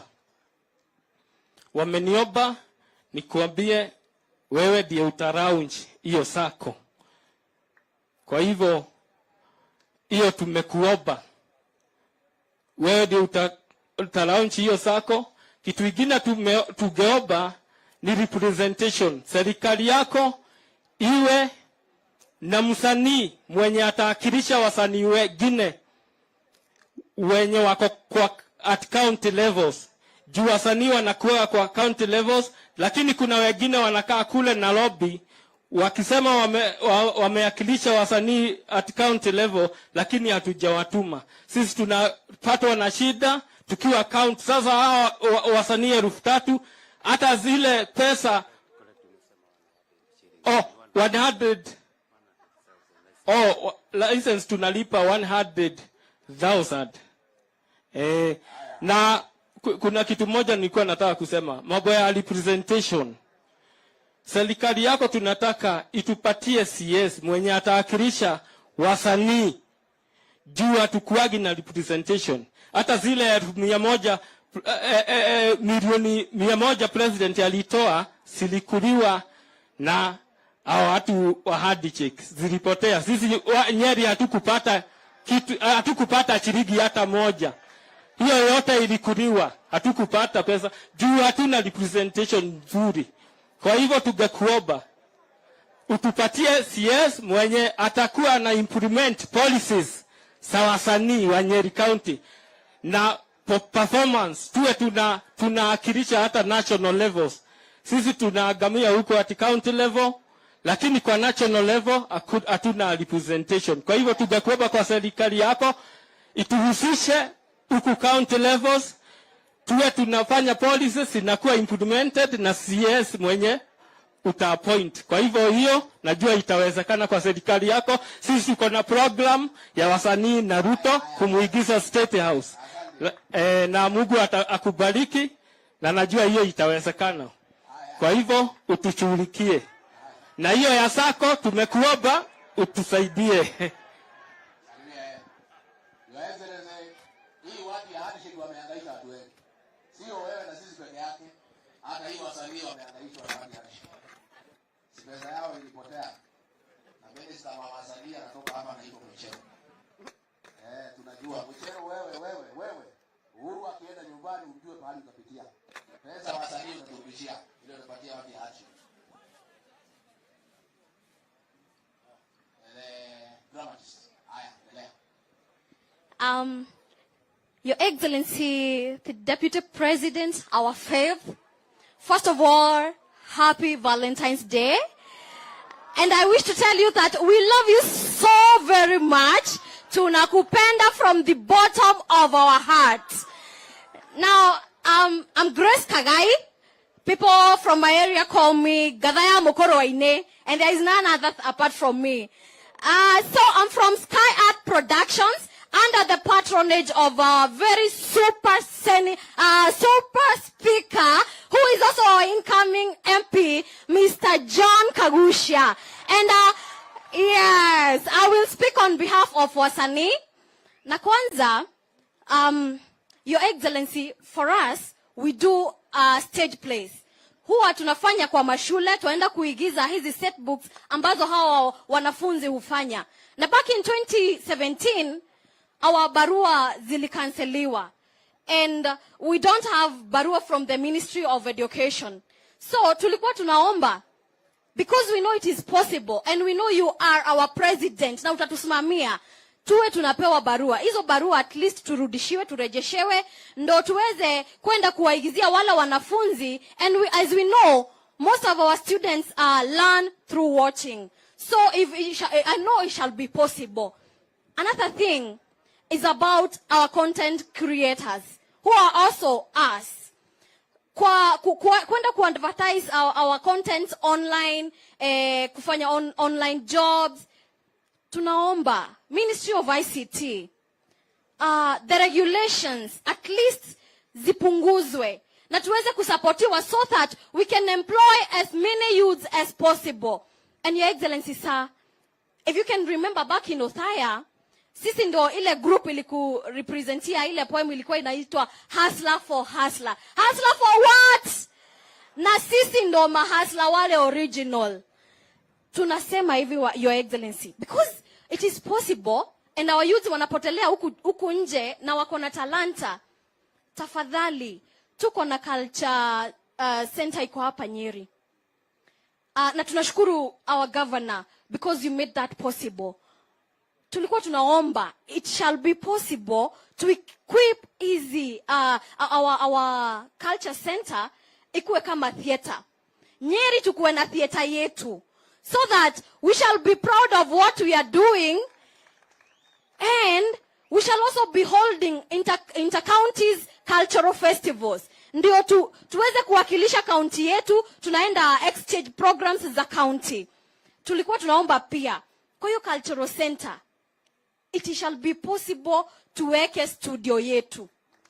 Ndio hawa wanarika wetu, wengine wetu hatuna pesa ya bundles. Tunaenda huko, tunafanya tukifanya content creation, tuna post, tunafanya nini na kukuwe na free wifi. So that we are tukuwe tumewezeshwa, si ndio? Haya, kabla nimalize Bwana Rigathi Gachagua. Tuge modo murathimeneke. Modo murathimene, murathime. Ona magero gana mamorume. Na Ruto murathimene, murathime. Ona maroro gane mamorume. Your Excellency, tunasema Rais ni William Samoei Ruto, chama ni UDA, nayo form ni bottom up. Na kuomokora ini adu agai, turagushia maendeleo na Kagusha. Thank you so much. Asanteni. Haya, tuko na Kiama on behalf of my MCs wale wa huko vijijini. All the village MCs. Yes. Okay. Kitu ya kwanza ni salamu. Si ndio wananchi? Ruto Ruto. Sisi tunajiita kama wanasema. Sema it means Swift Events Masters Agency. Hiyo ndio chama cha MC. Sisi yetu hakuna A, ni MC. MC. Yes. Sisi kama MC, sisi hatuna mambo mingi. Ile kitu tuko nacho, we are not recognized. Mheshimiwa Naibu wa Rais. For example, tuko Nyeri, tuko mkutano wa watu wa Nyeri. Hakuna MC amefanya kazi hapa, hakuna amegusa microphone, hakuna mtu amefanya kazi hapa. Mimi nasema mambo ya kazi. Siku ingine tufanye kama vile mheshimiwa Gachagua anatufanya pale Madera. Akiwa na mkutano anasema mimi naenda Keremokoyo, anaita mtu MC kutoka Keremokoyo. Akienda fulani kama Iriaine anaita MC kutoka Iriaine. Mheshimiwa naibu ya rais, ukifika Nyeri tuko na MC. Mheshimiwa Gachagua, washa nikwambie, sisi sio villagers MC. Hapana. Sisi tunafanya kazi. Na kama unaamini mheshimiwa naibu ya rais na bottom up, chukua mtu kama mimi, mfanye national MC. Maana nilianzia kwetu Kishagi, nikakuja sub county, nikakuja county, sasa niende national. Yes. Adroito. Maana sisi hatuna pesa ya kupatia mheshimiwa naibu ya rais. Lakini sisi tuko na mdomo. Mheshimiwa Gachagua akire ko brand gikari kimwe tunengerwa muthenya omwe tutire tugithiururuka umuthi kia marikie rucio kwa MC uri ongi muthenya ucio kwa MC uri ongi githe kwa gutianuka gitunguru tondu ithuĩ twina kanua no ringi na ringi tutirĩ naki na mbeca. Mnaona kama tuseme kama ni watu, kama tuseme ni madaktari, daktari mmoja anaenda anazunguka na bado sisi tuko tu ma MC. Mheshimiwa naibu ya rais, ukichukua serikali yako, fanya kama mambo ni ya Ministry of Health, na kuna mambo inatakikana kwa watu waelewe, tuko ma MC, tuko tu patia sisi kazi, tunazunguka hivi, tunazunguka na kutoka nukake gitunguru na maundu macio ni mekwagirira. Mimi sina mengi. But tu sisi kama ma-MC, sisi kama wanasema, sisi tumejitolea, maana tunajua hii mambo ya bottom up economics. Sisi tumejitolea kama ma-MC.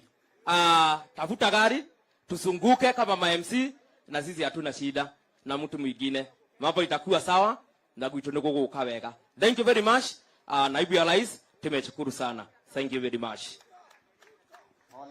MC Kiama, nilichukua kazi yenu leo, lakini mimi si wenu. Kabla nichaguliwe mjumbe, tulikuwa tunafanya hii kazi ya MC.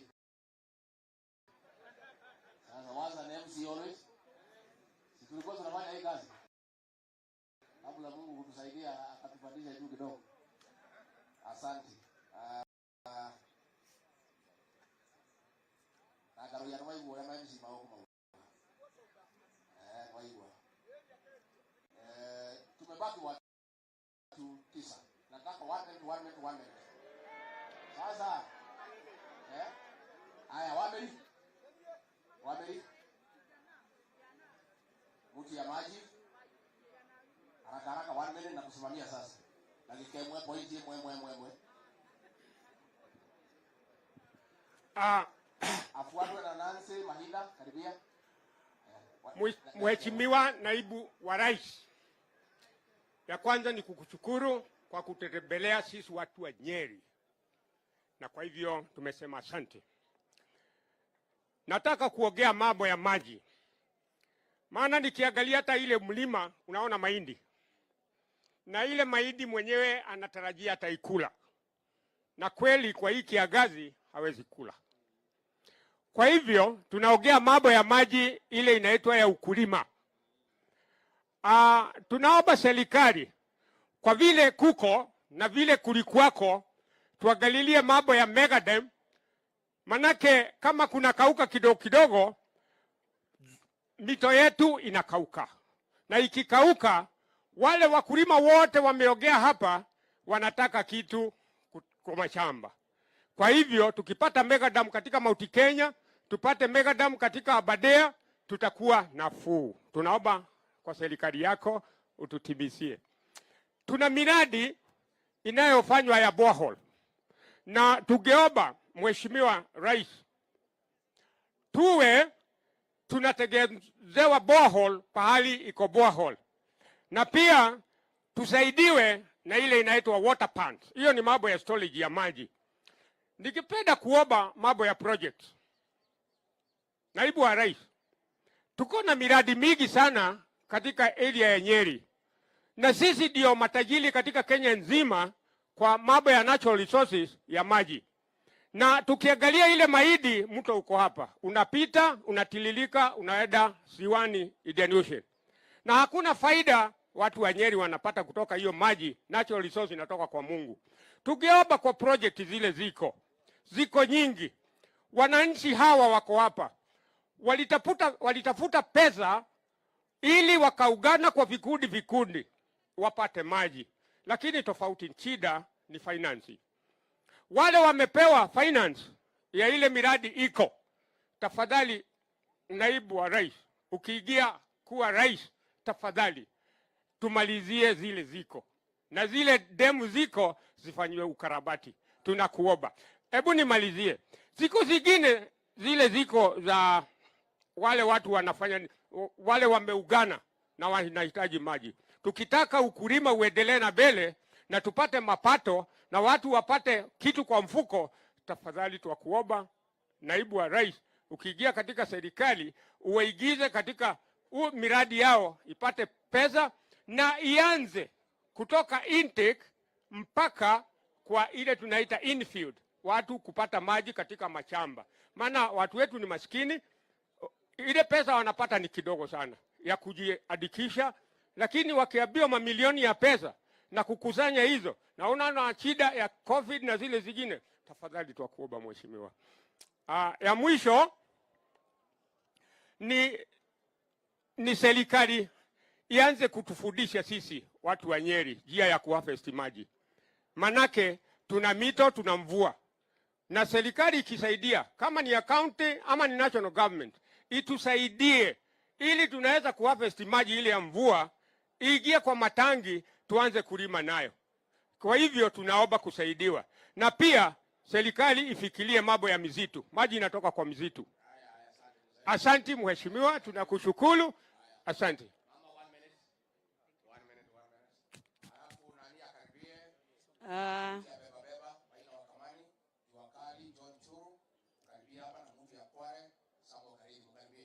Let me start this way. As a result of the siege, the food shortage in the city was so severe that a donkey's head cost 80 pieces. 80 pieces of silver, and half a pound of dove's dust cost 5 pieces of silver. Your Excellency, Honorable William Samoei Ruto, our 5th President, I'm humbled to stand before you to present our case. This is on water. I want to add on what my friend has said. As you all know, that we've talked about here today. And without water, nothing can go on. Isn't it, good people of Nyeri? So, if we don't address the issue of water in a very good way, we may end up even having very poor people. As my fellow member has said, we need to harvest a lot of water, or we do the mitigation as he has said. And the mitigations that we can do, first of all, is we could check with our national budget.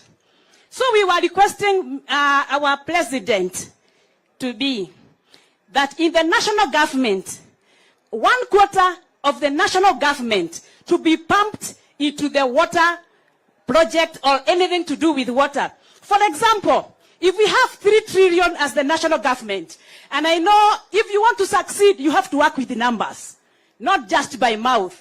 If we have 3 trillion, so 750 billion should be pumped into water, so that we can bring all water projects on board, and because each and everybody, every being, every living thing depend on water.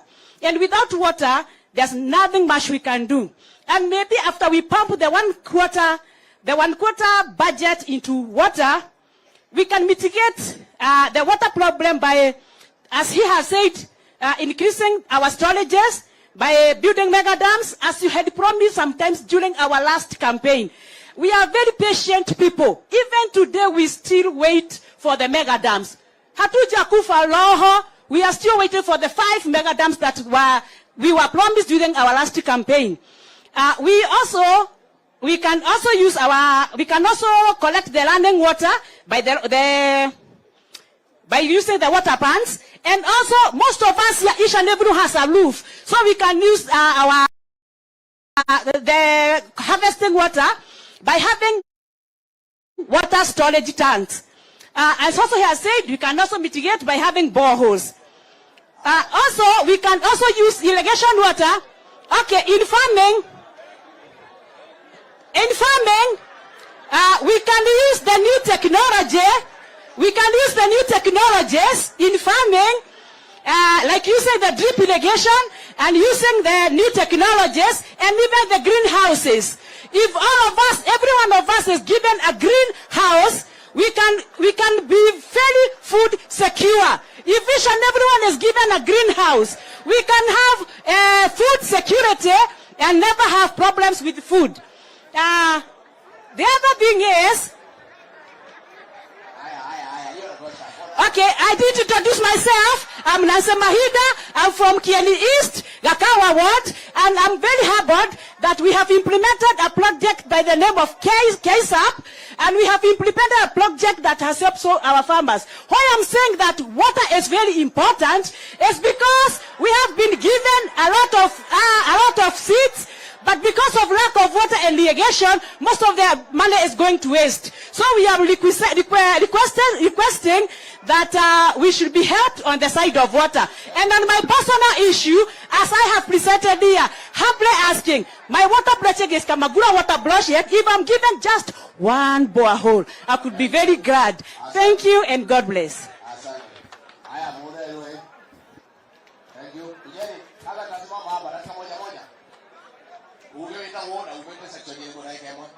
Thank you very much. The Deputy President of the Republic of Kenya, all protocols observed. Mine will be short and precise. Nataka kuongea juu ya watu wa Mialero, Your Excellency. Watu wa Mialero ni wale watu wachuuzi wanachuuza kwa barabara. Wale wanatandika kwa barabara. Wale ambao wanawafuata. Tumeongea mambo mingi ya pesa, lakini watu wa Mialero watapata pesa namna gani ambao wanapewa kwa barabara? Tumeongea mambo ya kupewa loan. Tukipewa loan, tukienda kwa banki kuchukua loan, tunaitishwa logbook ama license. Mimi nitatoa license wapi? Nitatoa logbook wapi ama title wapi? Kama Your Excellency, uko na hakika ya kwamba tunatoka chini kupanda juu, washa tuokodoka katika mambo ya mkoloni, sababu logbook ni ya mkoloni, title ni ya mkoloni. Tukuje katika mambo ya modo kwa modo, one by one. Na kugarantii, unanigarantii. Jambo lingine, na ni la mwisho. Serikali yako, hatutaki kwenda kwa bank kuchukua maloni. Tunataka serikali yako itege kiwango fulani cha pesa, inaleta kwa sako, kama ile sako mimi naongoza, inaitwa Mialero. Na uko na deni letu, Your Excellency. Na molahamu kama atakujulisha kwamba mwezi wa 3 tunakuhitaji.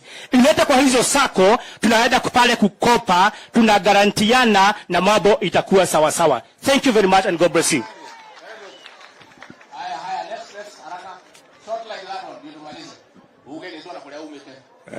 Your Excellency, the Deputy President of the Republic of Kenya, all protocols observed, distinguished guests, ladies and gentlemen, hamjambo. Mimi naitwa Ushuru wa Njohi kutoka Giakanja wa Magana Ward, Tetu constituency, ambaye nawakilishwa na Gishuhe Mwangi ambaye hasikii vizuri, angekuja leo.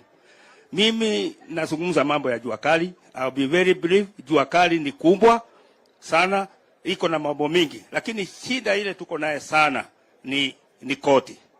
Taxation imekuwa kali kiasi, ukienda kununua material bei ni kali, ukienda kwa sitima bei ni kali. Hata ile biashara utafanya utapata pesa kidogo, hata budget ya mwezi huwezi kuitimiza. Kwa hivyo imekuwa shida, hata watu wanafuga mabiashara. His Excellency the Governor knows very well watu wanahama kwa mabiashara, wanaenda kutengeneza viwanda huko nje sababu hawawezi kulipa rent. Tukisaidiwa hiyo, Mheshimiwa Rais, tutafurahi. Thank you so much.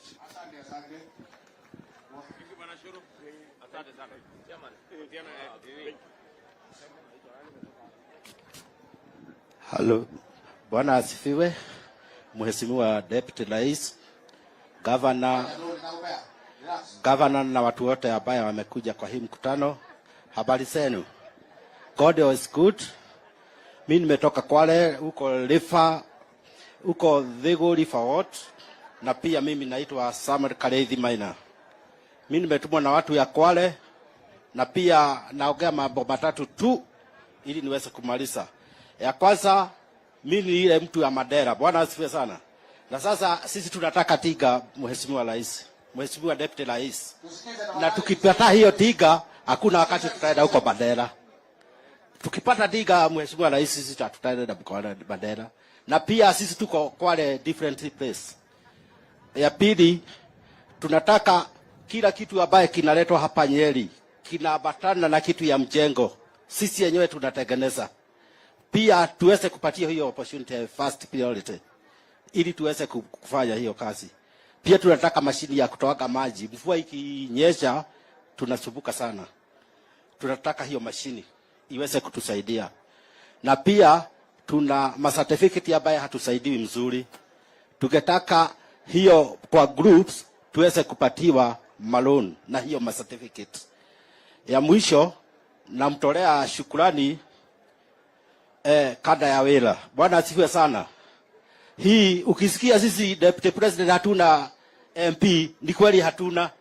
Tulipata shida ya mtoto moja ya mwenzetu aliuawa huko Mandela. Tuletea kada ya wera. Na pia akamchukua, na hata saa hii hiyo mtoto anasoma. Na pia tunatoa shukrani zetu kwa mheshimiwa kwa vile hatukuona pahali ya kufuatia. Tutasema asante. Baki hawa tu, alafu tutakuwa na ya mwisho na mkubwa ya walimu atoe mambo ya walimu na CBC na nini. Yatakuwa ya mwisho. Hawa 1 minute. Naibu Rais, waheshimiwa, nasalimu katika jina la Bwana. Kwa majina naitwa Daniel Tombo ama chairman wa Beba. Mimi ndio bogi la shida. Mimi naongelea ya kwanza, kila mbeba wa mkokoteni hana lake. Kwa sababu wao watu wa bodaboda walitunyang'anya kazi. Manake akiwa na bodaboda anabeba mtu na mzigo. Huyu wa mkokoteni anabeba mtu anamfuata. Sio kazi imeisha. Jambo la pili ni polisi. Hawa polisi wakitaka watu wa kuvuna kahawa kwa jela ni sisi. Kwa sababu sisi ndio tunafagiliwa kwenye town, sisi ndio hatuna kazi, tukapata kazi jela. Hiyo ni shida ingine. Jambo lingine, na hii ni muhimu. Nishaambia hawa wako hapa. Wakati nimeona helikopta yako, nimeona uponyaji wa mtu. Mfalme utoka na juu na wewe umetoka juu. Na umekuja na ndege hapa. Kuna mtu beba wangu aligojeka, saa hii hata anadaiwa 150,000. Hawa waheshimiwa wetu nimewaongelesha, nimeshoka. Lakini mimi nimeona usaidizi wakati umekuja. Jambo lingine, na hiyo ndio muhimu zaidi. Watu wale wanabeba misigo, akikukaribia ama anikaribie Rigathi hivi, anakuwa na jasho nyingi. Ningeomba na Mheshimiwa Mukami, Mungu akusaidie na akubariki, manake utarudi tena. Zile nguo ulitupatia zimeisha. Ile jacket ulitupatia dust coat zimeisha. Kwa hivyo Deputy President, najua wewe unasemaga na kutenda. Kitambo twende kampeni, wengine walete sijui mimi makabuti, nimekuomba kabuti 1,000 tu. Hiyo ingine tutajitafutia kwa hao wengine. Tafadhali. Hapo wengine ya mwisho kabisa tuko na harambee ya kulaunch. Tuna launch beba ni kubebe. Ndio tuwe tununue shamba. Tunakuwa na shida mingi zaidi. Na kuna kijana mmoja ameiba wimbo yako ya campaign na yeye ni beba. Please. Hata ningeuliza kwa heshima, usikize hiyo wimbo. Asante. Angalau harambee zimefungwa kwa saa hii kwa sisi. Unless unataka tukue disqualified. Unless tupangane huko chini na haya 1 minute. Sasa nitamsimamia. Our Deputy President, our Governor, all protocol observed.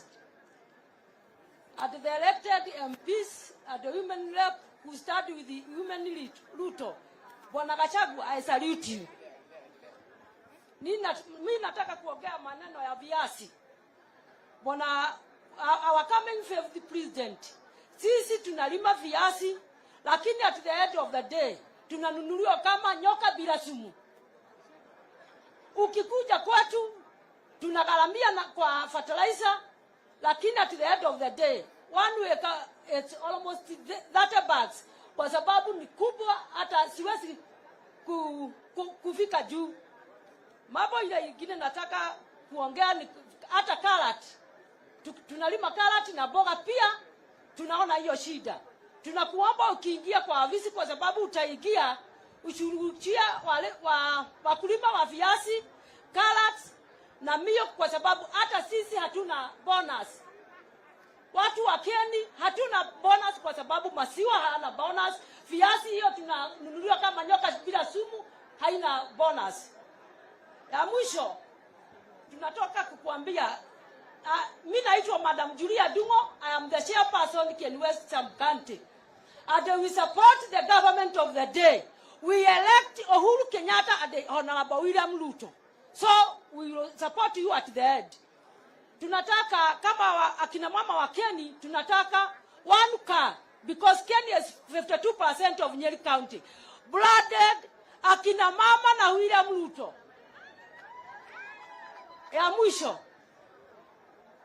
Ya mwisho akina mama wote wako kwa CRB kwa sababu ya COVID-19, wameenda kwa Tala, Mshwari, KCB. Akina mama wote wameniambia ukiingia uwatoe kwa CRB. Ya mwisho nataka akina Legathe, akina Nonok, I want to give you a piece of Bible so that when supporting William Ruto, you will read it. 2 Samuel, hata wewe William Ruto adika.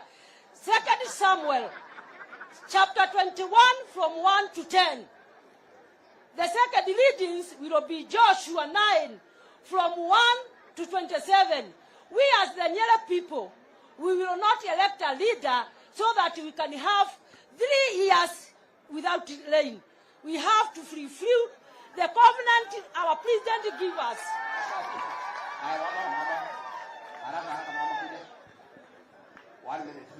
Our Excellency, Deputy President William Ruto, we salute you.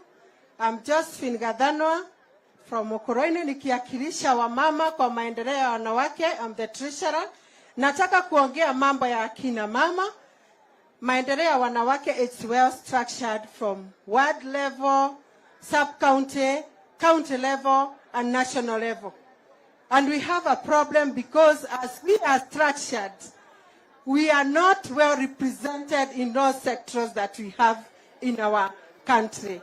That is something that we are praying that God will help you. When you go there, you remember maendeleo ya wanawake, because we are asking for lakiti for maendeleo ya wanawake in every county.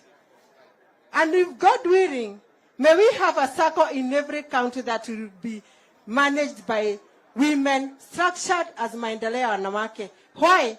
Because huyu mama kukiwa na shida mashinani, ila anakibiriwa sana, ni yule mama alishaguliwa kama mama wa maendeleo ya wanawake.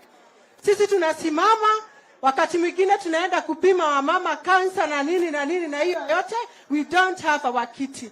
But we normally go to our MPs, we cry for them, and we thank God because they always answer us. So our Honorable Deputy President, as we talk of a bottom-up economic model, consider this organization, we would even like to sit with you, even in the national level. Call us as we had come and we saw you when we came to State House, so that we can deliberate about our organization, which is well much admired by our young ones. But they asked us, what do you do in Maendeleo Wanawake? Yes, we try for leadership, to nurture them, and even to teach them of much of their well-being and even the health, but we don't have that much that we can go and do. Thank you so much. His Excellency, the 5th President of Kenya, Dr. William Ruto. I'm here representing the tertiary students, the university colleges.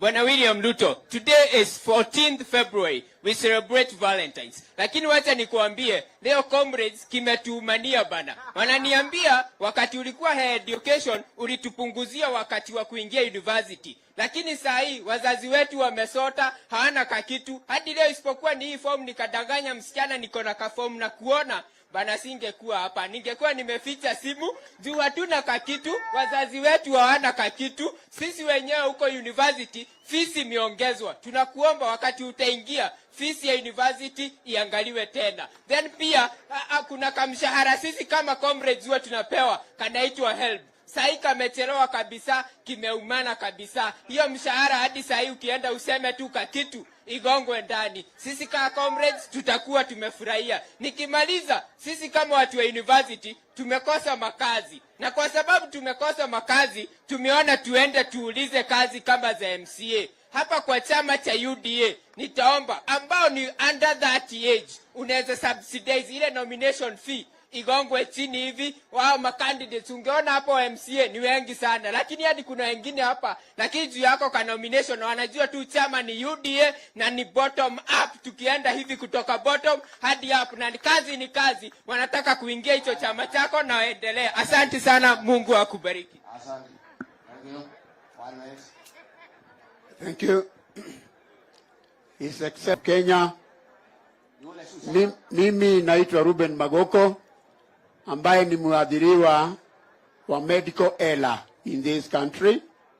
Mimi naishi na shida ya diabetes and hypertension, na ni watu ambao wamesahurika sana, na tukajiunga pamoja tukaanzisha group inaitwa Kenya Defeat Diabetes Association ambayo inashughulikia hawa watu ambao wanaishi na shida ya diabetes and hypertension.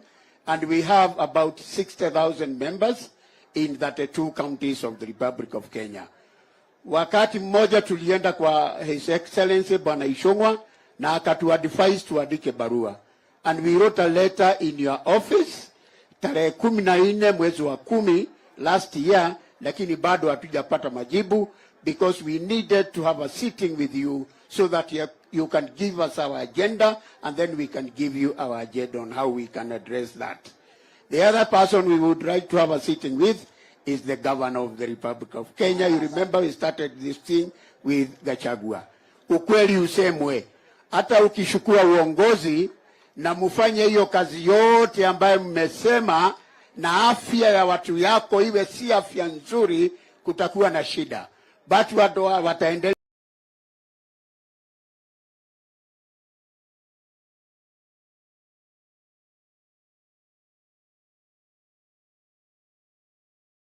Thank you to Madam Mukami kwa sababu sisi watu ambaye tuna hiyo shida tulikuwa tumesahaurika na ametuingiza at the last minute.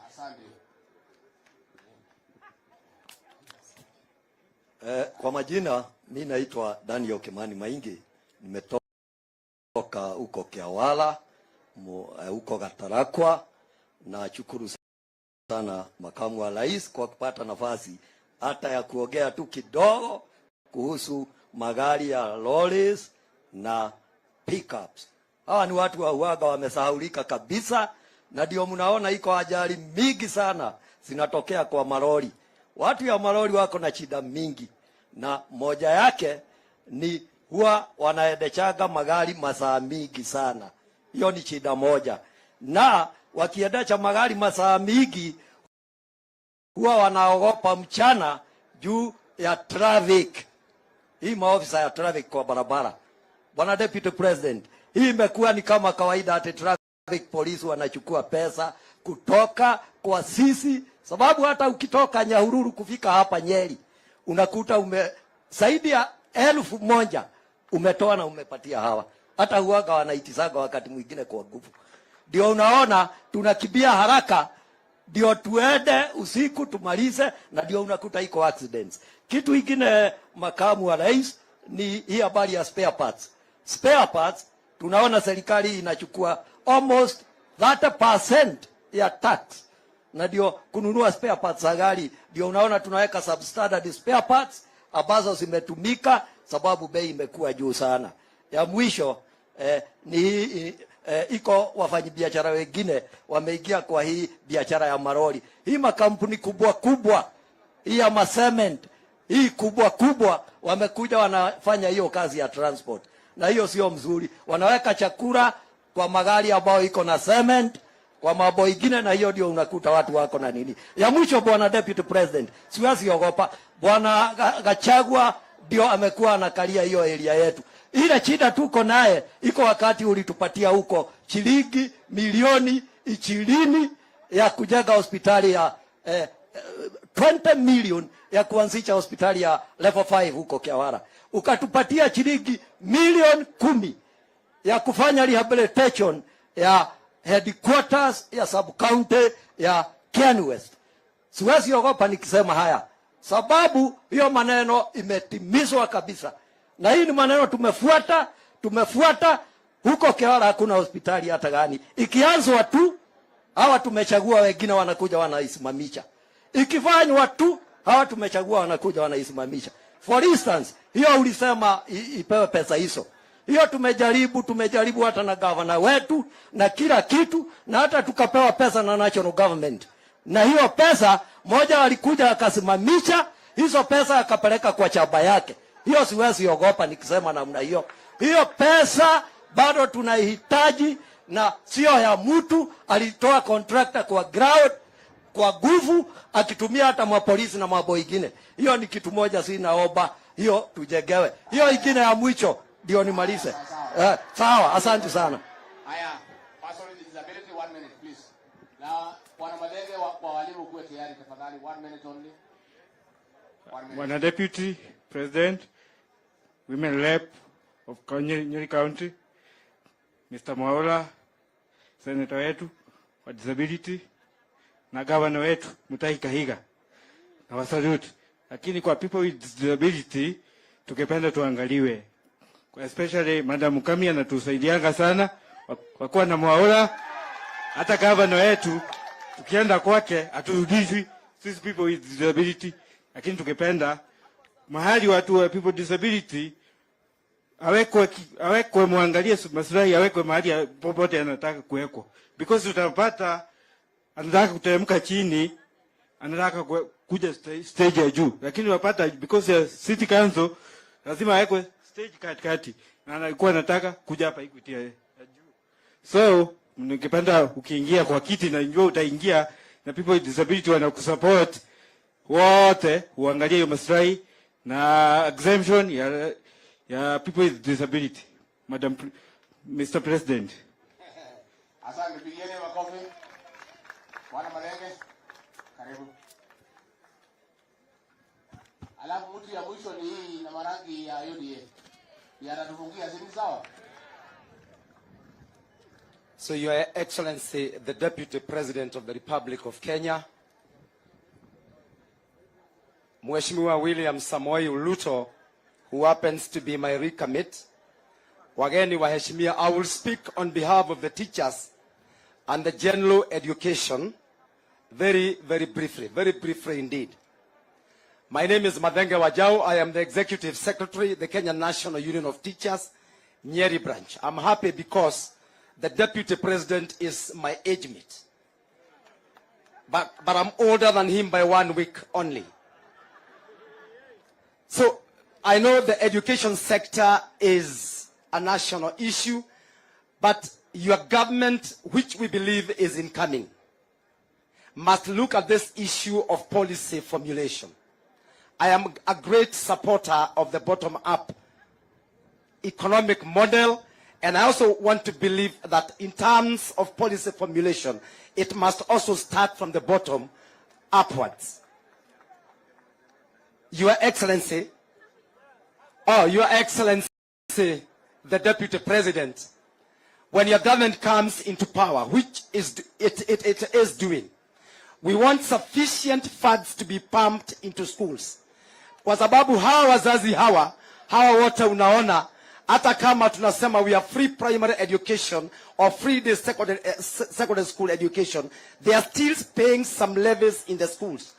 And we want this to stop. So proper funding, sufficient funding must be done. Another issue, unajua, the thorn in the flesh or the elephant in the house as far as education is concerned, ni hii mambo ya CBC, Your Excellency.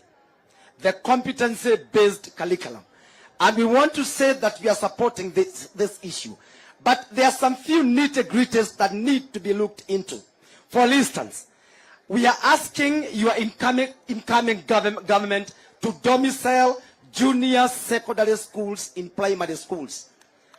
I was asking myself 2 questions. A girl in class 6 is about 10 years old. I'm 11 years old. Mtoto wako akipita hapo aitwe Maranda High School na ni wa miaka 11, utampeleka kweli? Uwezi kumpeleka. Therefore, we are kindly requesting that these junior secondary schools be domiciled in our primary schools, iwe ya day schools. Si hapo ni sawa sawa? And again, I was also asking myself one question. Why is the current government using public funds to build 3 classrooms in secondary schools and leaving 2 empty classrooms in primary schools? Si hiyo ni waste? Hiyo ni waste. Afadhali wangeongeza moja kwa primary ili junior secondary ziwe hapo. Another issue, Your Excellency, is this issue of the textbook policy. Because initially, during the other regime, schools were being given money. Walimu wanakaa chini, wanachagulia watoto vitabu. Currently, officials wanakaa Jogoo House, wanachagulia watoto vitabu. I mean, it cannot work like that. Because the people who deal with the children are the teachers on the ground. So let money be pumped into schools. Principals and teachers and head teachers will sit down and select books for the pupils. And again, you see, this policy has killed the publishers. This policy has killed the local business. Wale ambao walikuwa na bookshops. Kuna bookshop unaona siku hizi. Hakuna, zilikwisha kabisa. So I think we should refer to the old system. Finally, let me talk now as a trade union. You know, I am a teacher by profession. Unajua bado tunapigana na serikali kidogo hapa. So, we are kindly requesting that the incoming government embarks on massive promotion of teachers. Please talk about the TPDs. Let the government pay for the teachers. Professional development of teachers. Instead of the other way around, where teachers are paying for their own development. Finally, Your Excellency, as a labor unionist, I want to say this. The current government tried very much to kill the Kenya National Union of Teachers. So we are requesting the current government to protect the labor unions in total. Because this is a requirement in the current constitution. Article 41 guarantees every worker the right to form or join a union of his choice. It also says that a worker is entitled to fair remuneration. And once these issues are looked at, we believe that you're going to move along with you. We are great supporters of the bottom-up economic model. We are great supporters of your aspiration to be the president of this country, and you can't count us in. Thank you. God bless you.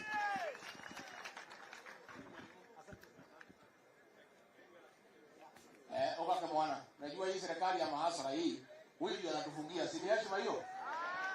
Wakati huwa bwana hapo ulade. Murega yuothe. Kawega kanini ne kaiganu. Mureanagire na thamaki. Ne beba ya Ngai tuturagia. Ini ororere ciehanda thaa 11 mane mo matebo ma mohoro maria matukinyeire thiini wa guku Nyeri kuria William Samoei Ruto amukirito na gikiro kiri iguru ni andu a UDA.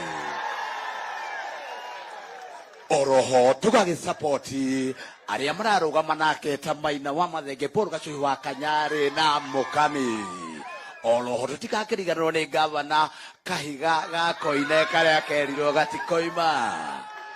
Gagikiuga ni gikiro kiri iguru nie mwenyewe ndugamite haha ni gukorwo mutongoria wa bururi ndaigua ndorereria uria uri kuo riu augite wega tumurorere kimundu kiria tondu ni gikumutuma hegi na oroho niwe uroka agakinyita guoko. Tugakiuga na gikiro kiri iguru ndemethio na inite rwimbo akauga we tugagwikira na tukuhumbe na tukuihuriririe ni gukorwo we waturuta kandwa-ini kandu. Ngiripotera ceceni-ini haha ndi wa mbere kugeithania na Ruto na nigumenya igakorwo ri page ya mbere thiini wa ngathĩti-inĩ njitangaĩ kana muteti woma. Wakeri Mr. Ruto niĩ no hoe gakari kablado gakwa gagũthiũrũrũka gũkũ kablado. Oroho wa kerĩ no njũrie tondũ nyumĩte kũrĩa wĩtemere slums ndirĩ nginya ha gũthiĩ kũbaba. Ngĩripotera haha ndĩ gũkũ ndiganĩtie no ũrĩa ndambũrĩte na nĩ njũĩ nĩ akũnjikia kĩndũ mũhuko kaũndũ. Sasa ningesema Ruto utacheza kisniper. Penye nitaenda kukaa tuma mtu kisniper ya mfuko. Asante sana.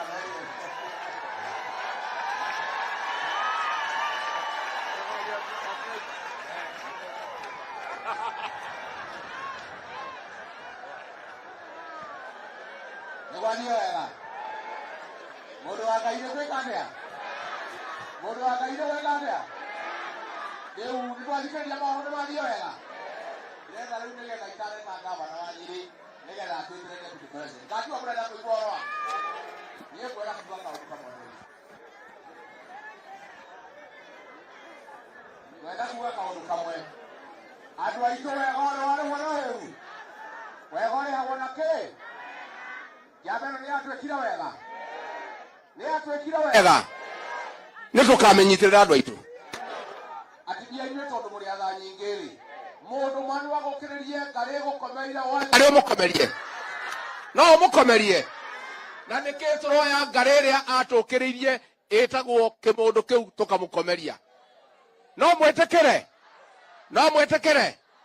Ndĩrenda kũmũria atĩrĩrĩ. Ithuĩ nĩtũhete mũthamaki gĩtĩo.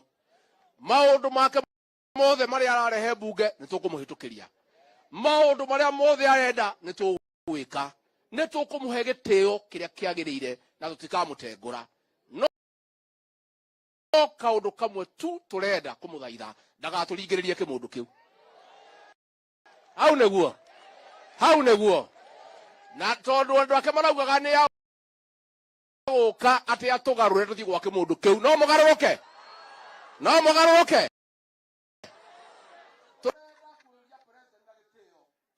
Oke tuhingũrĩre barabara ya Mau. Oke arore wĩra ũrĩa ũtigarĩte. Oke atũrĩkĩrie maũndũ marĩa mekĩte atĩa. Mbeca cia andũ akũrũ iria itarĩhĩtwo ahakikice nĩ cieka atĩa. Tũmaũndũ tuothe tũtigarĩte mĩeri ĩno 5 na thikũ 24. Oke atũrĩke na tũtũũre tũmũhete gĩtĩo na tũtũũre tũmũririkanaga. No angĩũka oke gũkũ gũtwĩra tũthure kĩmũndũ kĩu no tũmũkararie. No tũmũkararie. Ugai no tũmũkararie. No tũmũkararie. Na twamũthaitha president tondũ nĩtũkwendete ma twagũthurire na nĩguo mbura yarĩ nene. Ma ndũgathũkie gĩtĩo gĩaku. Reke ũhurũke twĩna gĩtĩo. Reke tũgakumagaria tũgĩkũinagĩra tũtagũkũria kĩũria. No ũngĩgatũrehera kĩmũndũ kĩu nĩtũgagũkararia. No tũkwenda kũria president witũ gũkũ Nyeri nĩkuo Mwai wa Kibaki aumĩte. Eke ũrĩa Mwai wa Kibaki ekire. Mwai wa Kibaki arutire wĩra mũthenya wa kũinũka wake.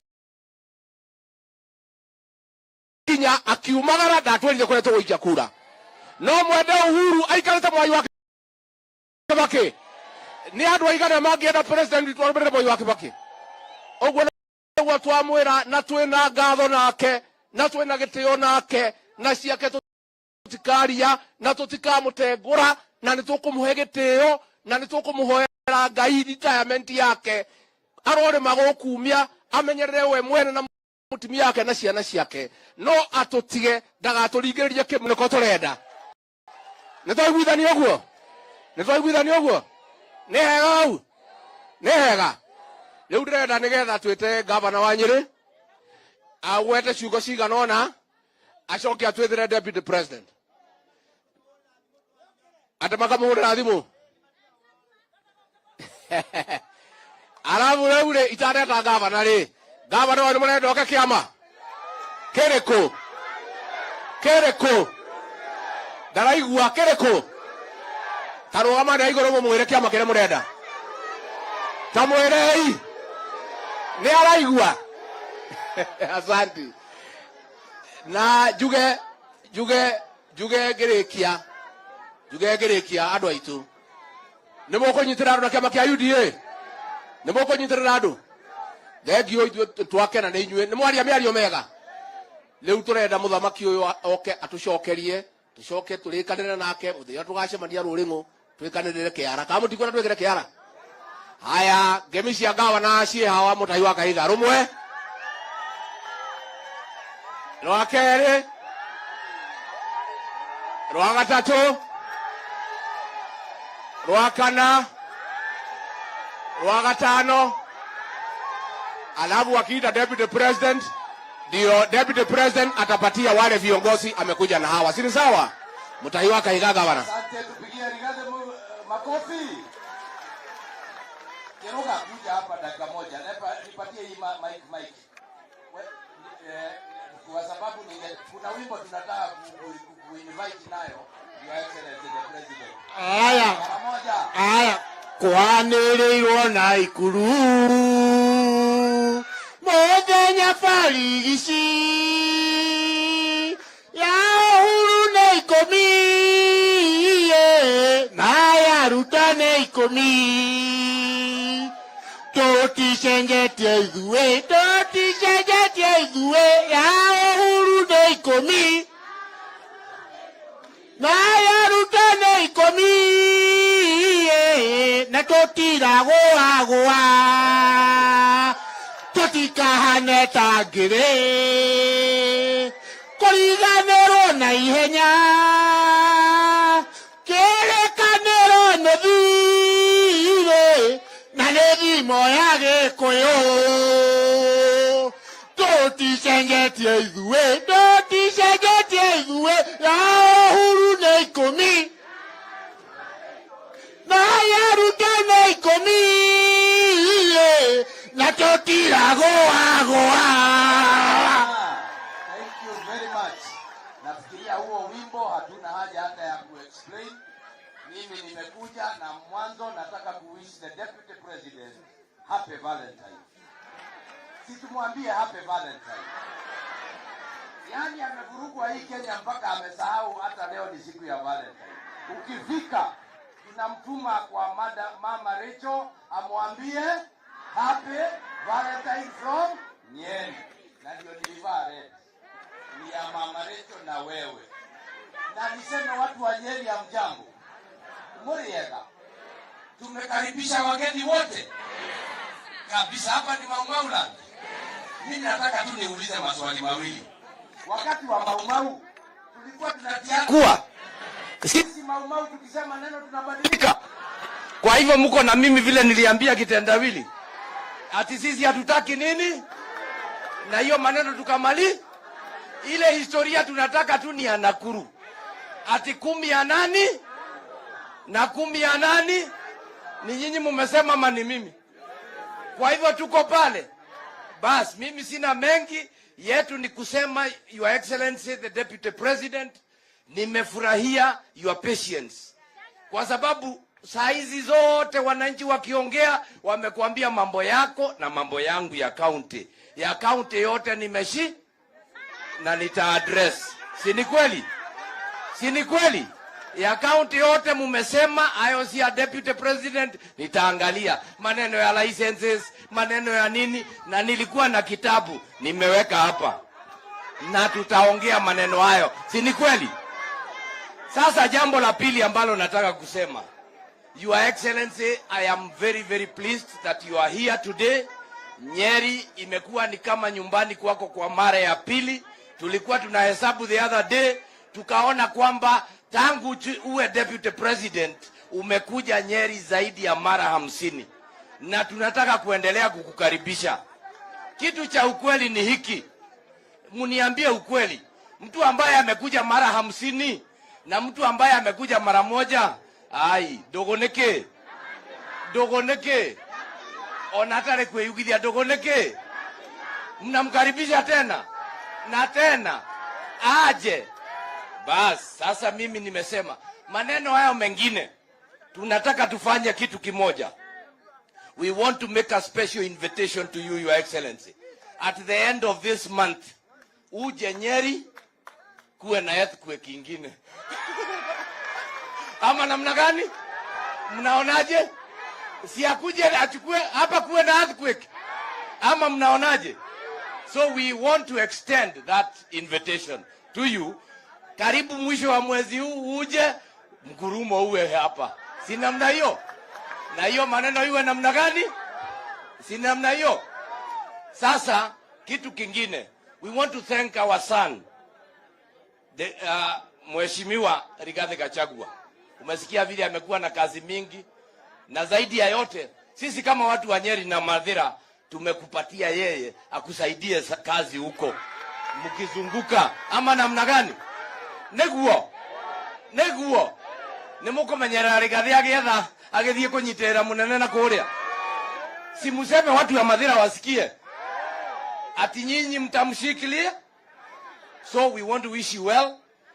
Na mukami sasa, si maneno tuangalie tu namna hiyo, nigetha tuthie tureketie hayo mangine. Tumesikia rafiki yangu wa Matinga, umesikia na unaona na unaangalia, na hii maneno ni namna hiyo. Hapa namna gani?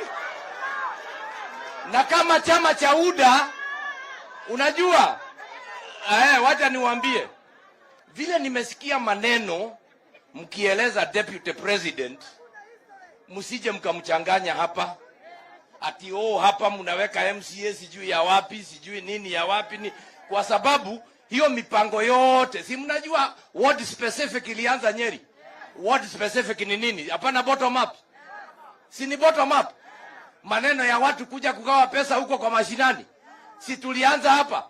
Kwa hivyo hata sisi tunapo vile nimesikia ndio hiyo program ziende vizuri, tunataka tukae tukiwa kitu kimoja, si ndio? Kwa hivyo nyinyi watu wa Nyeri tuetakwa kugana gwekatia na ithuere kaitwalie watoto wa Maumau. Sisi hatuwezi kuchanganya mtu. Tukiweka ahadi tutatimiza hiyo ahadi. Kanatikuo hata kama ni nini tutafikisha wapi pale. Kanatikuo hatuwezi kuwa tunachanganywa, na ni vizuri tuseme tu we are welcoming His Excellency the President aje na yeye. Lakini kwa vile Ruto amemchagua mara 3, in fact ni mara 4, kwa sababu hata wakati ya KANU huyu aliweka kura yake pale, atafutia huyo mwingine, lakini kura yake aletee hii mwanaume kule hadhire idetiguo. Hata huyo mwingine ni sawa, lakini alipe deni. Huyu mwanaume amemchagua mara ngapi? Na yeye aweke kura maraki, alafu hiyo ingine afanyie hiyo ingine. Ama namna gani? Tuko pamoja watu wa Nyeri, turehamwe. Tunaambia rais wetu tunayempenda hivyo kuriadhire na kuwekatia, hakuna njia ingine. Deni dawa yake ni kuli namna, hatuna mengine, na tunamheshimu na tunampenda, si ndio? Agenda ile ingine tuko nayo, na ni vizuri tuseme hapa Nyeri kuna barabara ambazo pengine kwa miezi 8 hazitaisha. Hizo za barabara, hizo za nini, ni vizuri tuseme ukweli mudhenya. Sasa yule walianza naye ndiye atakuja kumaliza, ama ni huyu alikuwa anapinga hiyo kazi? Si alikuwa anapinga wakati ule kwa sababu alikuwa opposition. Si ni namna hiyo? Sasa anajua hata barabara za Maumau ziko wapi. Situache yule ambaye yako hajatumalizie kazi. Ama namna gani watu wetu? Si ni namna hiyo? Basi, naibu wa rais umesikia?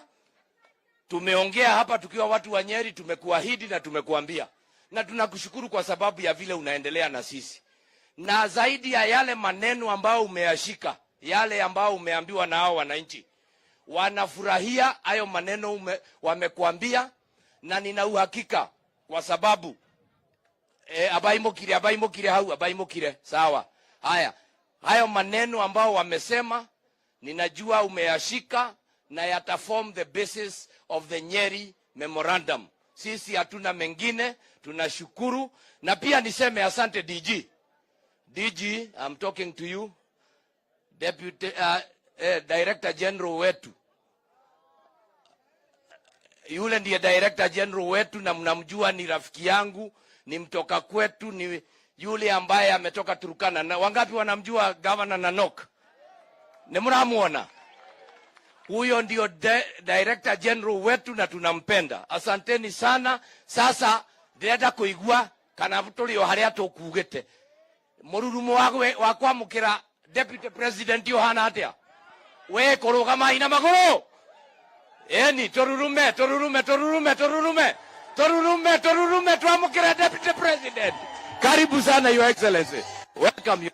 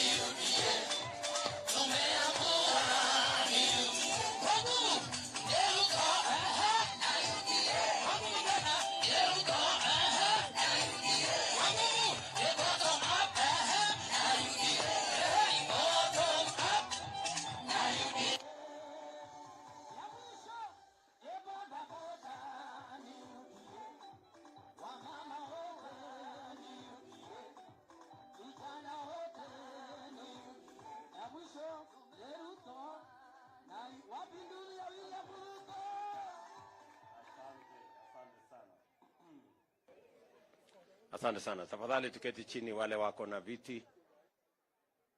Waheshimiwa viongozi wote, ndugu wananchi wa hapa Nyeri, ya mjambo. Ando aito moriega rege. Bwana Yesu asifiwe. Simunisalimie hivyo hewani watu wa Nyeri, asanteni sana. Kwanza mimi nataka nichukue nafasi hii niwashukuru sana kwa kutukaribisha katika kaunti hii ya Nyeri.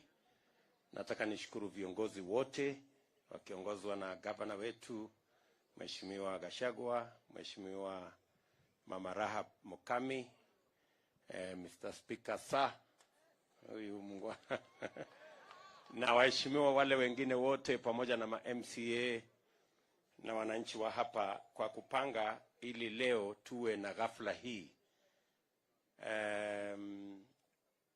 Pengine watu wengi wanashangaa tumekuja kufanya nini Nyeri siku ya leo.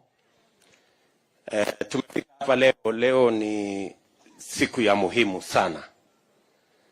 Na iko sababu ya sisi kufika Nyeri siku ya leo kwa jinsi hii.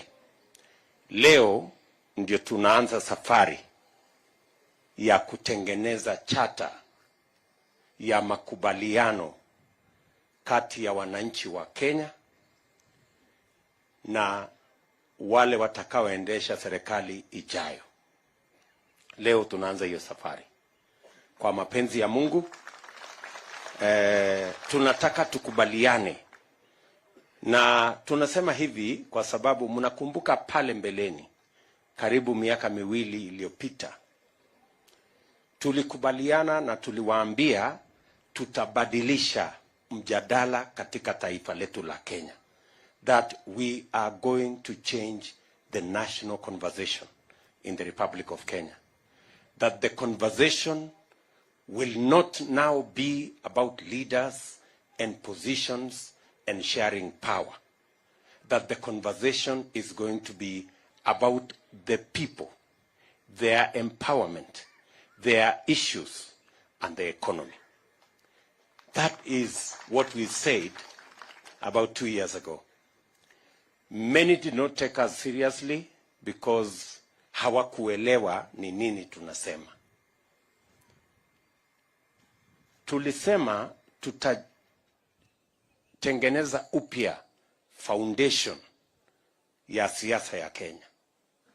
Ya kwamba siasa ya taifa letu la Kenya haitakuwa tena mambo ya viongozi na ile vyeo watapata na ile mamlaka watapata, lakini tunataka mjadala wa siasa ya Kenya iwe juu ya wananchi na uchumi wao na mambo yao ama interest zao, ili tuwe na a balanced engagement. Wewe mwananchi wa Kenya, wakati unaenda kupiga kura, usipige kura bila ya kufikiria, usipige kura kiholela, usipige kura ukifuata mtu mwingine. Upige kura ukijua nini katika hiyo kura yako. What are you getting out of your vote? Yule ambaye unampigia kura akipata kiti, wewe unapata nini? Hiyo ndio swali. Tunaelewana? Ndio tunasema hii siasa, hatutaki kufanya hii siasa vile tulikuwa kufanya mbeleni.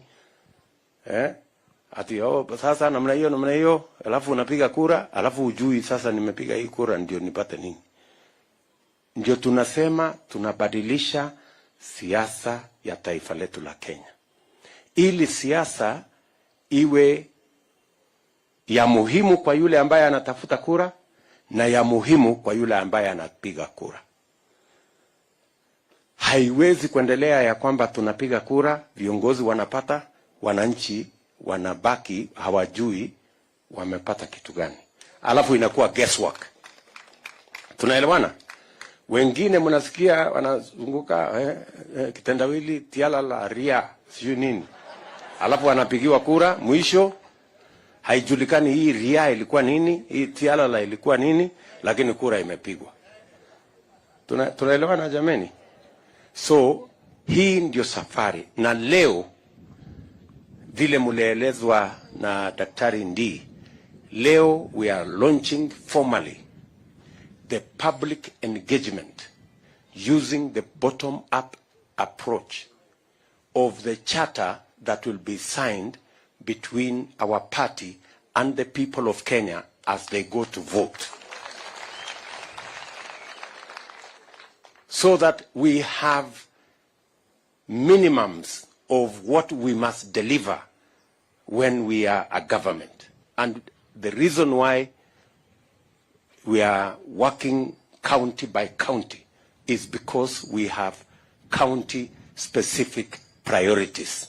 And we want county-specific priorities to be captured in the county charters that will finally form the national charter that will be signed between the candidate of our party at every level and the electorate in the Republic of Kenya, so that every citizen who goes to vote knows I am voting for 1, 2, 3, 4, 5. These are the deliverables I am expecting from the leader I am choosing. Sijui kama tunaelewana. Tuko pamoja kufikia hapo? Ndio tumekuja kuanza hapa. Na tumekuja kuanza hapa Nyeri kwa sababu hii agenda mumesikia. Pengine kwanza kabla ndio nimalize na hii karatasi, niko na viongozi, niko na wale experts ambao wananisaidia na kutusaidia kama chama katika hii mpango ya economic developing the economic charter. Niko na watu wa 6 hapa kutoka hiyo committee. Tafadhali wasimame from my office. Tuko na Professor Ndi hapo. Tuko na huyu anaitwa Augustine, Bwana Mukiri. Tuko na Miano. Tuko na mama pale anaitwa Mukiri. Tuko na Governor Nanok. Hawa ndio wananisaidia katika hiyo kazi.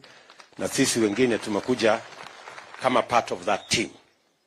So, nimesema ya kwamba tumefika hapa vile vile kwa sababu hapa Nyeri ndio rais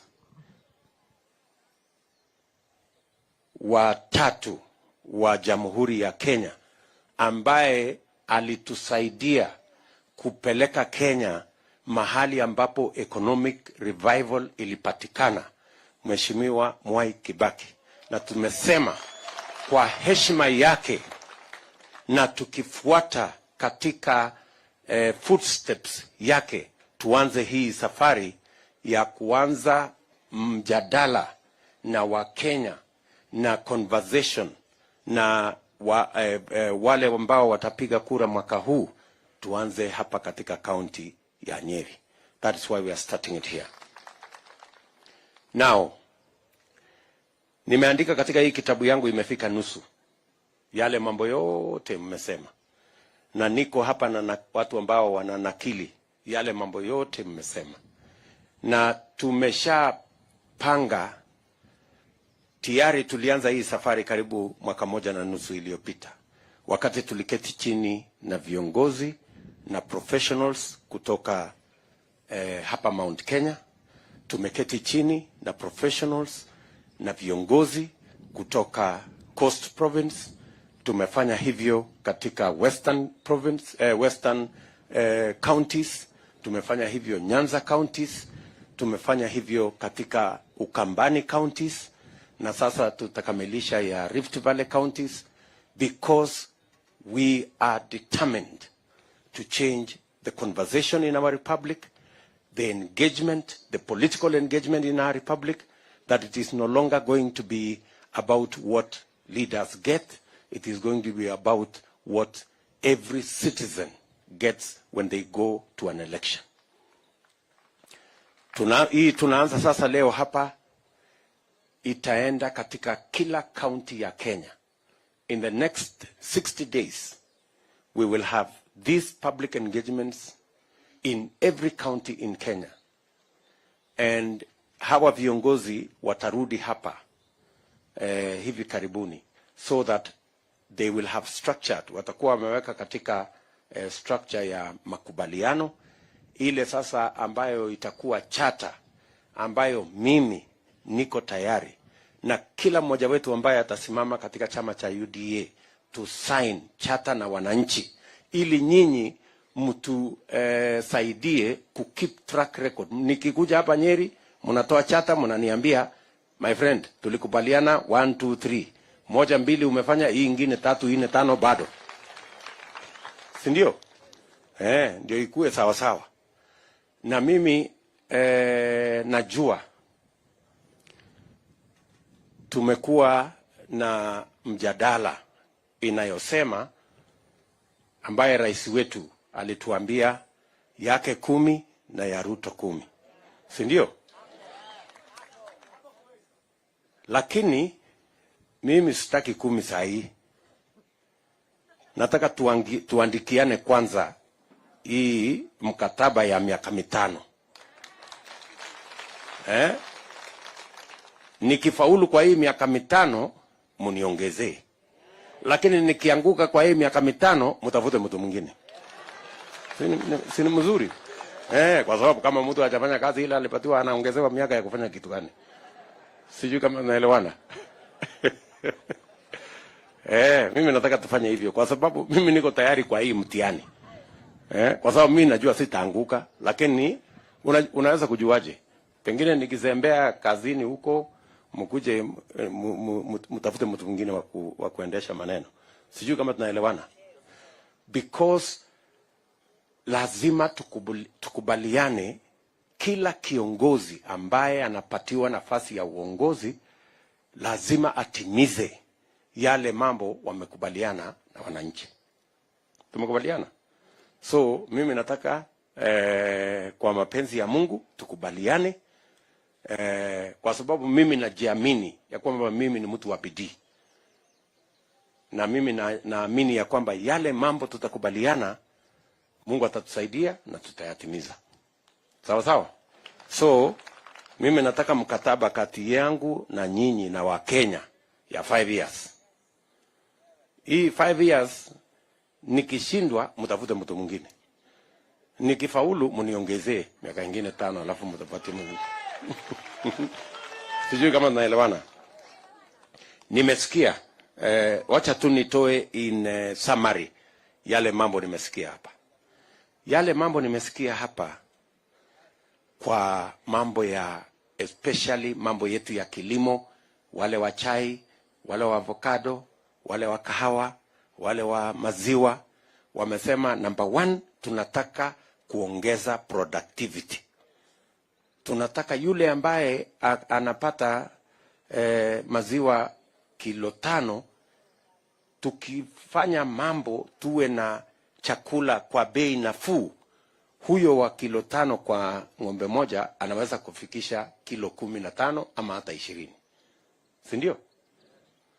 Kama ni kahawa, kama unapata ule mzee alisema hapa tunaweza kupata kwa macadamia kwa mfano alisema 80 kilos, lakini tukipata mbolea kwa bei nafuu na tuongeze mbolea tunaweza kupata instead of 70 kilos tunaweza kupata 150 maybe even 200 kilos per tree.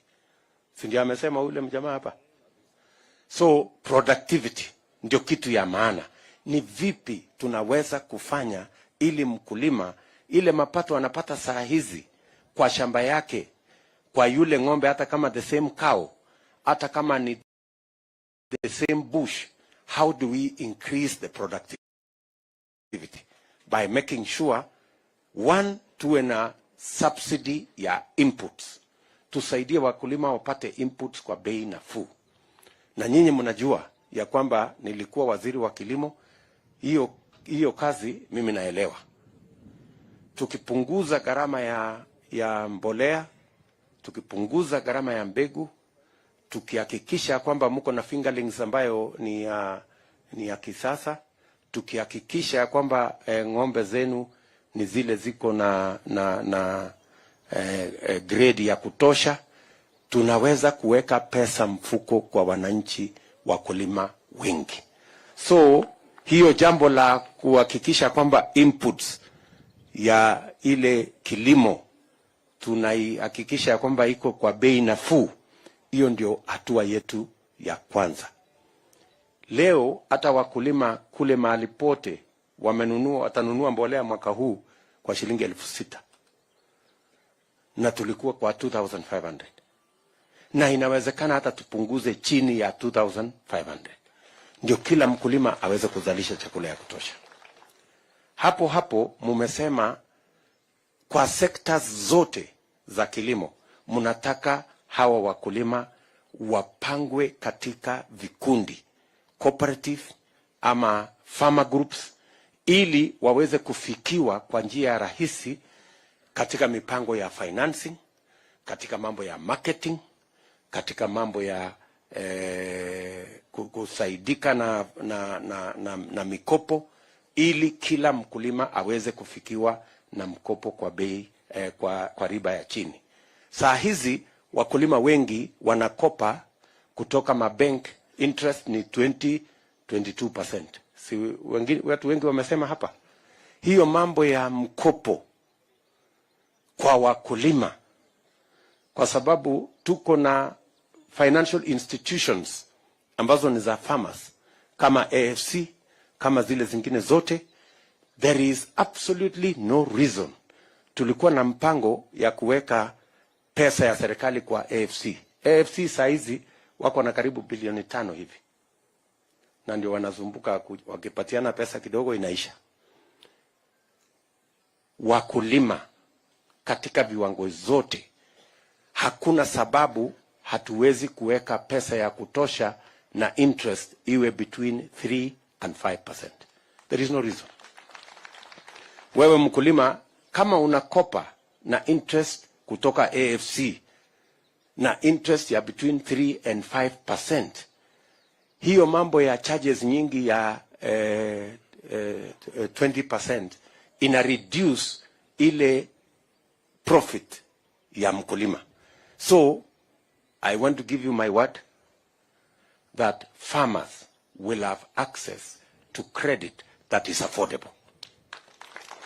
Na farmers wa all, kwa sababu wale wa avocado wanasema financing, wale wa kahawa wanasema financing, wale wote wanasema financing. Hiyo ndio mpango tuko naye, na tutapanga tuhakikisha kwamba either in cooperatives or SACCOs or institutions that are farmer led, and farmer organized, ndio ile bureaucracy isiingie pale ikatuletea hasara. Jambo la 4, mumesema mambo ya capacity building, extension officers, farmers working with the latest information, ili wasitumie information ya miaka zilizopita, ili wasitumie mbegu ya zamani, ili wasitumie mbinu za zamani, so that the farmers are updated, they know of the latest techniques, of the latest technologies yenye inaweza kusaidia hawa kuimprove their productivity. Vile vile wakulima wa maziwa wamesema ya kwamba wanataka ile management ya maziwa, kwa sababu maziwa ikikamuliwa within 15 or 20 minutes inatakikana iwe imefika mahali yenye iko cold room, yenye iko katika hali ya inaweza kuwa preserved, kwa sababu the quality of milk is very important kwa mambo ya how you can use it in terms of value addition. Mimi nataka niwaambie hivi wakulima wa Nyeri. Mimi nilikuja hapa Nyeri nikawaambia tuko na milk coolers ya watu wa Nyeri. Lakini hiyo project iliingiwa na maneno kidogo. Wacha niseme ni shetani iliingia hapo ndani. Lakini we have 35 milk coolers ya watu wa Nyeri, ambaye within the first 100 days zitakuwa zimefika hapa. Within the first 100 days zitakuwa zimefika hapa, because tumesign the contract, kila kitu iko tayari, lakini kuna watu pale katikati, watu wenye ukora ndio wamezuia hiyo maneno isifike hapa. Na sio ya Nyeri peke yake, tuko na milk coolers 600 ambaye tayari tumepatiwa, lakini kwa sababu ya maneno haijafika. So and we will continuously, alafu sasa tukitoka hapo tuende katika enabling farmers to value add.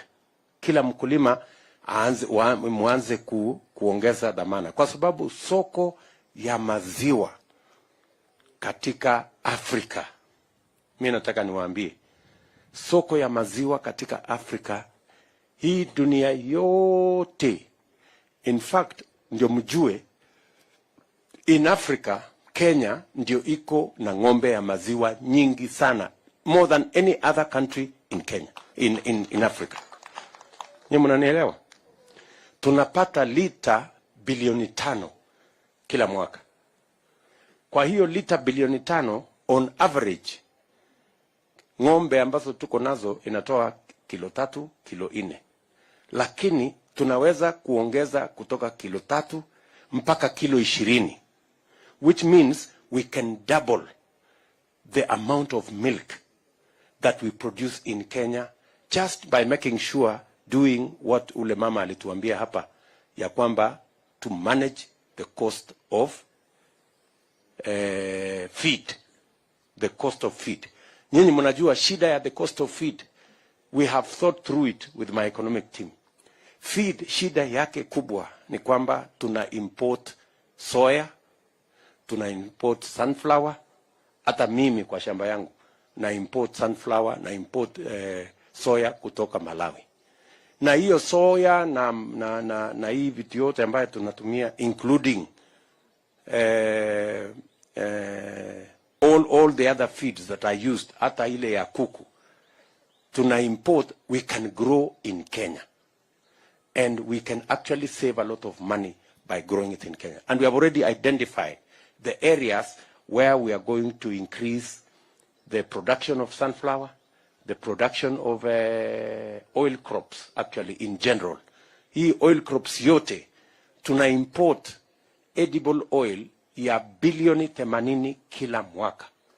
80 billion.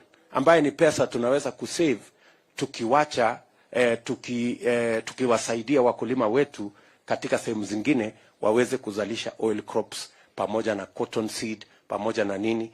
Hiyo mpango yote tuko nayo ili tuweze kumanage the cost of feed. Vile mama, alikuwa anaitwa nani ule mama? Kuna mama aliongea hapo. No. Lea Wakonyo. Huyo Lea ako wapi? Ako hapa? Huyo mama huyo ndio, that one. Bila alisema hiyo mambo ya cost of feed. Na pia akasema mambo ya value addition katika hiyo sector. So we can actually, nataka munisikize kwa makini. Hii mambo ya maziwa, if we double the production of milk, and it doesn't require rocket science, na tuuze, hata tuwache kuuza nyingi, tukiuza hata 3 billion liters, tukiuza 3 billion liters, na tuko na soko kuanzia hapa DRC, hao watu wako na 90 million people, hawana ng'ombe moja. Hii DRC watu ya kuimba hii, kina hii watu ya sijana kwanda bongoma nani hawa wa kuimba, na wanafunga suruali wanafungia hapa. Hiyo watu twende tuwauzie maziwa, si ndio? 90 million wako hapo, wengine hapo Congo Brazzaville, wengine hiyo Central Africa yote hiyo mpaka West Africa tunaweza kuwauzia maziwa, kwa sababu saizi wananunua maziwa kutoka Australia, New Zealand, sijui wapi. Na hiyo ni soko yetu ya Afrika. Na tuko na mkataba ya yenye inatupatia ruhusa ya kuuzia hawa, inaitwa Africa Continental Free Trade Area, ambayo Kenya ilikuwa number 1 kusign. So we have the mechanism to be able to sell. Hata tukiuza lita bilioni 3 peke yake kwa hii soko yetu ya Afrika, we will be collecting approximately between 200 and 300 billion shillings every year. In fact, milk will overtake all the exports we have in horticulture, in tea and in coffee, if we just do it right. So wakati mnasikia ule mama Lucy akisema, that is correct. Na hiyo ndio mpango sisi tumepanga na kundi letu hapa. Jambo la tano ambayo nimesikia hapa kwa vile mumesema ni mambo ya soko, export, the export market ya macadamia, export market ya avocado.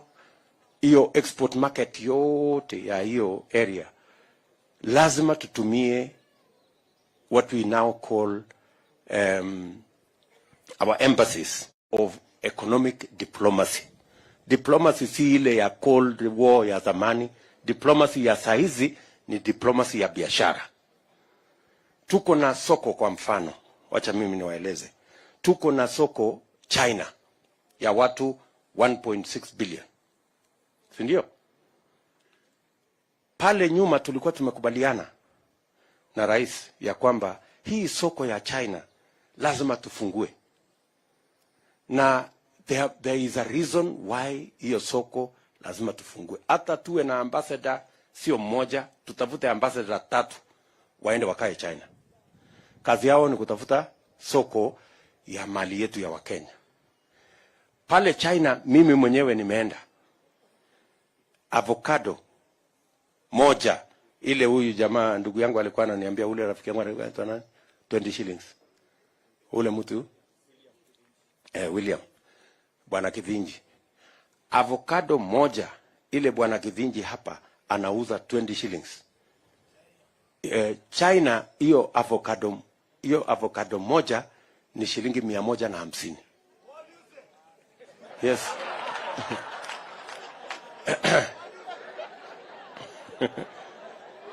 You know? So ukienda Europe, ukienda Europe, avocado moja ni 1 euro. Nyinyi mnanielewa? Which is almost another 140 shillings. So what are we saying? Mnanielewa? So we must open those markets. Kwanza hii soko ya China. Hii soko ya China ndio rahisi. Kwa sababu huyu mtu wa China tayari tuko na deni yake ya bilioni 100. Yes, tunamwambia hakuna njia nyingine ya kulipa hii deni yako. Deni yako, chukua hii avocado, chukua hii na bei ni hii. Tunalipa hii deni haraka.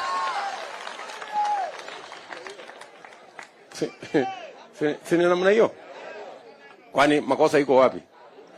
Kama mtu anatuuzia chuma yake, sisi tunauzia ile tuko naye. Na tunagawana hapo, biashara inaendelea sawa sawa. Ama namna gani? So we have to do that. Na hawa watu wote ambao that's how to balance trade. Tunaelewana? So kama mtu tuko na deni yake ametusaidia kujenga reli na barabara, tunashukuru. Lakini sasa tunamwambia hata na sisi vile tumechukua yako, chukua yetu hii. Quid pro quo. Yani wale lawyers wanasema, yeah, you scratch my back, I scratch yours. Biashara inakuwa rahisi. Ama namna gani? Yes. So tupange mambo namna hiyo. Vile vile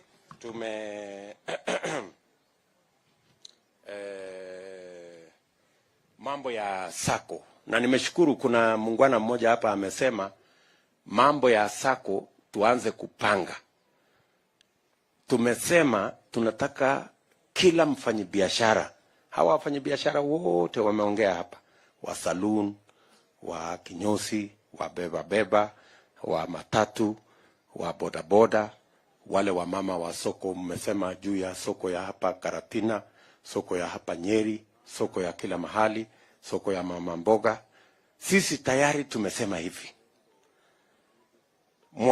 Na hakuna mtu anataka pesa ya bure. Kuna mtu anataka pesa ya bure hapa? Hakuna mtu anataka pesa ya bure. So tumesema kuanzia mwaka huu, kwa mapenzi ya Mungu, hawa watu ambao ni wa soko, kwanza number 1, lazima tupange vile soko inajengwa yenye iko inatosha.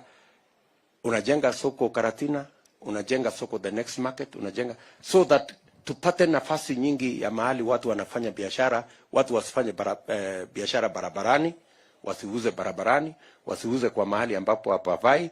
Tuhakikisha kwamba kuna soko ya kutosha. Mmesikia ati soko moja ikijengwa watu wanakuja kupigania hiyo soko. Na sio ati ni soko ya free, si ni soko inalipwa. Kama watu wanapigania mahali ya kulipwa, si inamaanisha ya kwamba kuna biashara ambayo inatosha. So tujenge soko ya kutosha, number 1. Number 2, tupitishe sheria ambayo inalinda biashara ya kila mtu. Huyu mtu ambaye anauza barabarani ni mfanyabiashara. Na mmesikia wakisema hapa, mtutafutie leseni ya kuuza barabarani. Ili tukichukua hiyo leseni tunaenda naye kukopa naye pesa. So badala ya kupatia yeye leseni ya kuuza barabarani huko kwa hewa, jengea yeye soko mahali ingine, mahali anaweza kufanya hiyo biashara. Na hiyo ndio kazi lazima tufanye. Tunaelewana? Tumesema kwa mfano Nairobi tunataka kujenga soko zingine 20 mpya yenye inatosha watu wa Nairobi. Ukiona Nairobi watu wanakimbizana barabarani, hawkers wanakimbizwa pande hii, hawkers wanakimbizwa pande ile. Kama tuko na pesa ya kuajiri askari ya kufukuzana na watu, si tumie hiyo soko kujenga soko ndio tuwapatie ama hii tuko na askari Nairobi karibu sijui watu 8,000 askari tu ya kufukuza watu. Na hao watu wako na makosa wanafanya, ni biashara wanafanya. Na hiyo biashara hujampatia pesa ya kufanya, ametafuta pesa yake. Na anafanya hiyo biashara alishe watoto wake. hajakuambia msaidie kulisha watoto. Wewe jengea yeye soko mahali atafanya hiyo biashara yake, atawachana na wewe. Na hakuna haja ya hii watu wengi ya kuhangaika na kufukuza watu. So mambo ya soko. Alafu tumekubaliana ya kwamba tunaweka pesa katika micro, small and medium enterprise. Hii micro ni hawa watu wa beba. Hii mama mboga, nani. Hawa micro wote hawa hawana mahali ya kukopa pesa. Si ndio? Hawa watu wengi wanakopa pesa kwa Shylock. Shylock ni ile mtu asubuhi unaenda anakupatia 1000 ama 2000. Jioni anakuambia hii 2000 rudisha na 200. Si ndio? Hii biashara ambayo unafanya mpaka unapata 10% per day. Si ni biashara kubwa sana. So hiyo biashara sasa tunataka tuibadilishe.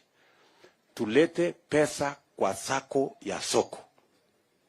Pesa ya serikali. Kama ni Nyeri market. Kama inahitajika 20-30 million, tuweke 30 million pesa ya serikali, mulipe interest ya 3% per year. Mnanielewa? Nataka msikize vizuri. Nimesema hivi. Kama ni sako yenu ya soko ya hapa Nyeri town. Hiyo soko yenu kama mnahitaji 50 million ama 100 million, tuwapatie 100 million kwa soko yenu hapo. Mulipe interest ya 3% per year. Alafu sasa nyinyi kama sako mupatie wale wafanyabiashara wa hiyo sako. Badala ya 10% per day mupatie 5% per year. Nyinyi mnanielewa? Hamjasikia vizuri. So that unajua, sikizeni. Kama huyu Shylock anakulipiza 10% per day. Hiyo ni 3600% per year. Hiyo biashara itafanyika kweli na 3000%. Sasa tutoe from 3000% per year mpaka 5% per year. Sasa ndio mtafanya biashara. Na nimekubaliana na wale wanasema hapa. Hiyo inapatianwa kwa sako kwa soko. Haipatianwi kwa sababu mtu wako na title deed ama logbook. Si inapatianwa kwa kujuana. Wewe tunakujua mama fulani, pesa umechukua 20,000 urudishe. Inafanywa ile inaitwa guarantee ya group guarantee. Because it's an economic tool. Nyinyi mnanielewa? Si inaendelea hata mpaka saa hii. Ni vile tu hizo groups haina pesa ya kutosha. So tutaweka pesa ya serikali. Ndio tuweze kuinua kila mtu. Hii bottom up inaanza hapo. Sijui kama tumeelewana. Hawa watu wa bodaboda, sako yenu. Nimesikia mtu wa bodaboda akisema hapa ati ile mtu ya kutrace ile mtu ya kutrace motorbike. Ile tracking ya motorbike itolewe kwa huyu ipelekwe mahali ingine. Hapana. Wacha tu ikae hapo. Lakini sasa ile tutafanya, unatoroka hii mtu kwa sababu anakikukopesha pesa, anakupatia pikipiki ya 100,000, alafu unalipa 280,000 kwa hiyo pikipiki ambaye ilikuwa ya 100,000. Si hiyo ndio shida? That's the problem. So wewe tutakupatia pesa 100,000 hiyo ya kununua pikipiki. Lakini badala ya kulipa 280,000, tunakucharge 5%, unalipa 105 instead of ile. Sasa hakuna haja ya wewe kutoroka sasa. Hata tracking, akiwa na tracking hakuna mahali atakupa. hauna shida na tracking kwa sababu utakuwa na uwezo ya kulipa hiyo pikipiki. Ama namna gani? Saa hii kulipa hiyo pikipiki ni shida kwa sababu ile pikipiki ya 100,000 you are forced to pay almost 250,000.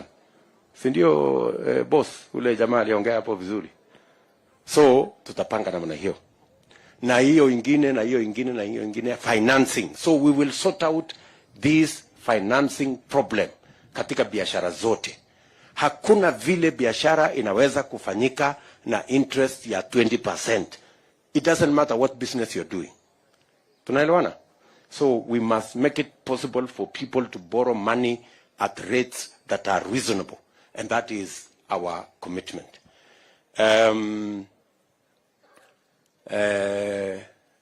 mtu mmoja pia amesema, nafikiri ule wa bodaboda, kuhusu akienda pale amepata accident, anaulizwa jambo la kwanza, wapi NHIF? Si ndio? And it is good. Mumesikia katika hii mpango yetu tumesema kwa mapenzi ya Mungu tunataka kusort out hii health insurance. Na tumesema hivi, tulikuwa na hiyo mpango ya Big Four. So mnajua tulikuwa na mpango ya Big Four na moja yao ilikuwa universal health coverage. Sasa tumepitisha sheria juzi ya mambo ya universal health coverage, vile tulikuwa tumepanga pale mbeleni. Lakini hiyo sheria tungepitisha 2018. Lakini hatukupitisha 2018 kwa sababu tulikuwa busy na BBI na hii mambo ingine hapa ambayo imetusumbua na bure na rege mingi vile huyo anasema. Time was wasted. Nyinyi mnanielewa? We wasted 4 years kwa mambo ya bure, rege nini. Tukawacha ile mpango tulikuwa naye. Hiyo mpango ikakwama. Sasa juzi, about a month ago, ndio tumepitisha sheria ya itatusaidia kwa mambo ya universal health coverage. Mimi nawaambia watu wa Nyeri, kabla ya mwisho wa mwaka huu, kwa mapenzi ya Mungu, kwa sababu kutoka August kufika December ni 4 months. Hiyo 4 months inatosha. Kila mmoja wetu by the end of this year atakuwa na bima ya afya ya NHIF. Na wale watu ambao hawana uwezo wa kulipa, tutawalipia kama serikali, ili kila mtu aende hospitalini atibiwe na aende nyumbani bila ya kulipwa pesa. Hatutakuwa na maneno vile tuko naye hapa. Ndugu yangu mmoja amesema kuna mtu mgonjwa, ulisema kuna mtu mgonjwa anahitaji 150,000, nitakupatia saa hii uende utibu huyo mtu. Huyo nani? Alikuwa nani huyo? Oh, huyo mjamaa. Anasema hiyo mambo ya huyo mtu mgonjwa. Hiyo mambo ya huyo mtu mgonjwa, hatutakuwa na mambo kama hii ya kusema ati tutafute mtu ya kutulipia. Itakuwa inalipwa na NHIF kwa sababu kila mtu atakuwa na NHIF. Nyinyi mnanielewa? Sikizeni. Mimi nikiongea hii maneno ya NHIF siongei ati kwa sababu mimi sielewi. Nyinyi mnanielewa? Wakati tumechukua serikali, nataka mnisikize. Wakati tulichukua serikali 2013, NHIF ilikuwa inaokota pesa kwa mwaka moja shilingi bilioni 7 billion in 1 year. When we took over in 2013, tukaifanyia maneno, tukaipanga, na kwa sababu tulichukua mtu mmoja alikuwa anaitwa Mahmud, ambaye alikuwa amesimama gavana huko, tukamweka pale kama chairman. Tukapanga hiyo NHIF by 2017 mwisho tulikuwa tumefikisha collection, instead of 7 billion tulikuwa tumefikisha 60 billion every year. What did we do? We just changed kidogo. Tukasema kwa sababu tulikuwa tunalipa kila mtu 340. Tukasema wacha tufanye graduated. Kama mapato yako ni kubwa, ulipe kidogo more than ule yako chini. Nyinyi mnanielewa? Mimi nataka niwaambie, tukibadilisha kidogo the model of contribution, tutaweza kuokota not 60 billion ile tunayokota saa hii, tutaokota between 150 and 200 billion every year, na tutalipa bills ya hospitali ya kila mtu. Hatutakuwa na shida ya kulipa. Na ndio mimi nakubaliana na nyinyi ya kwamba sasa ule mtu ya kitendawili atajua mahali hiyo kazi itafanya, ataelewa hata ilianza wapi, ataelewa ni nini inaendelea. Si ni kutupotezea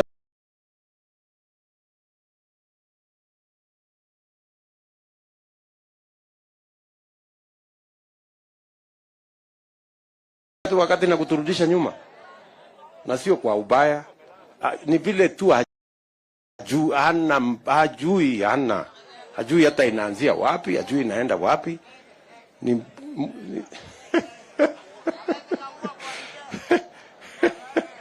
So hatuwezi kubali hiyo maneno. Hii mtu ya maneno huyu mtu tuachane tunaye. Wacha tupange vile Kenya itaenda mbele. Sijui kama tunaelewana. Tuko pamoja watu wa Nyeri? So sitaki kusema sana kwa sababu mambo yale ambayo mumeandika hapa ni mengi, but I want to give you my word that we will sort out the economy of our country. And let me tell you, we have no option. Mimi nataka niwaambie, tusicheze karata. We have no option. Mahali tulipo sasa, kwa sababu saa hizi ile deni tuko nayo katika Kenya, we must sort out the economy so that we can pay our debts. If we don't sort out our economy and pay our debts, this country is in danger of going to liquidation. That is the reality. Tusidanganyane. Nyinyi mnanielewa? That is the reality. Lazima to sort out mambo ya uchumi wa taifa letu, tuhakikishe ya kwamba we bring more taxpayers on board, we create a bigger tax base, more taxpayers, so that we can make sure that we can live within our means. Sitaki kusema sana hapo, lakini lazima niwajulishe hiyo maneno. Kila mkulima hapa, kama ni wa maziwa, kama ni wa kahawa, kama ni wa chai, wameuliza jambo moja. Hawataki kilimo iwe kilimo ya karata ya pata potea. Unaenda kulima, hujui kama utapata shilingi 5, kama utapata shilingi 20, kama utapata 50, unaenda tu kwa giza. Sisi tunasema tunataka kuondoa giza kwa kilimo. Mkulima kabla hajaenda kwa shamba, ajue minimum ile nitapata kwa maziwa ni shilingi fulani. Minimum ile nitapata kwa kahawa ni kiasi fulani. Minimum ile nitapata kwa hii kilimo ni kiasi fulani. Ndio hata saa ile anakopa pesa, anakopa akipima isipite ile anatarajia kutoka mazao yake. Sijui kama tunaelewana. So the concept of minimum guaranteed return for our farmers is a concept that is present, and government, serikali yetu, must provide a mechanism ile mkulima atajua atainvest na ataenda hasara, na hiyo bei iwe guaranteed. And we must build the infrastructure, including cooperatives, including marketers, that will guarantee that the farmers chakula yake isipotee ama mazao yake isipotee, na bei isiwe ile iko na mabroka na makatel wanakuja hapo katikati, wanaibia mkulima, wanaenda wanatengeneza pesa. We must build sufficient farmer infrastructure to make sure that we protect farmers from fluctuation ya prices. So tushakubaliana ya kwamba the concept of guaranteed minimum return on farmers, so that farmers are sure wakati wanaenda kilimo wanaelewa ya kwamba hawataingia katika hasara hata wakikopa pesa, na hiyo pesa wanakopa pia tuhakikisha kwamba hawakopi pesa yenye interest yenye inawaumiza. Sijui kama tumekubaliana.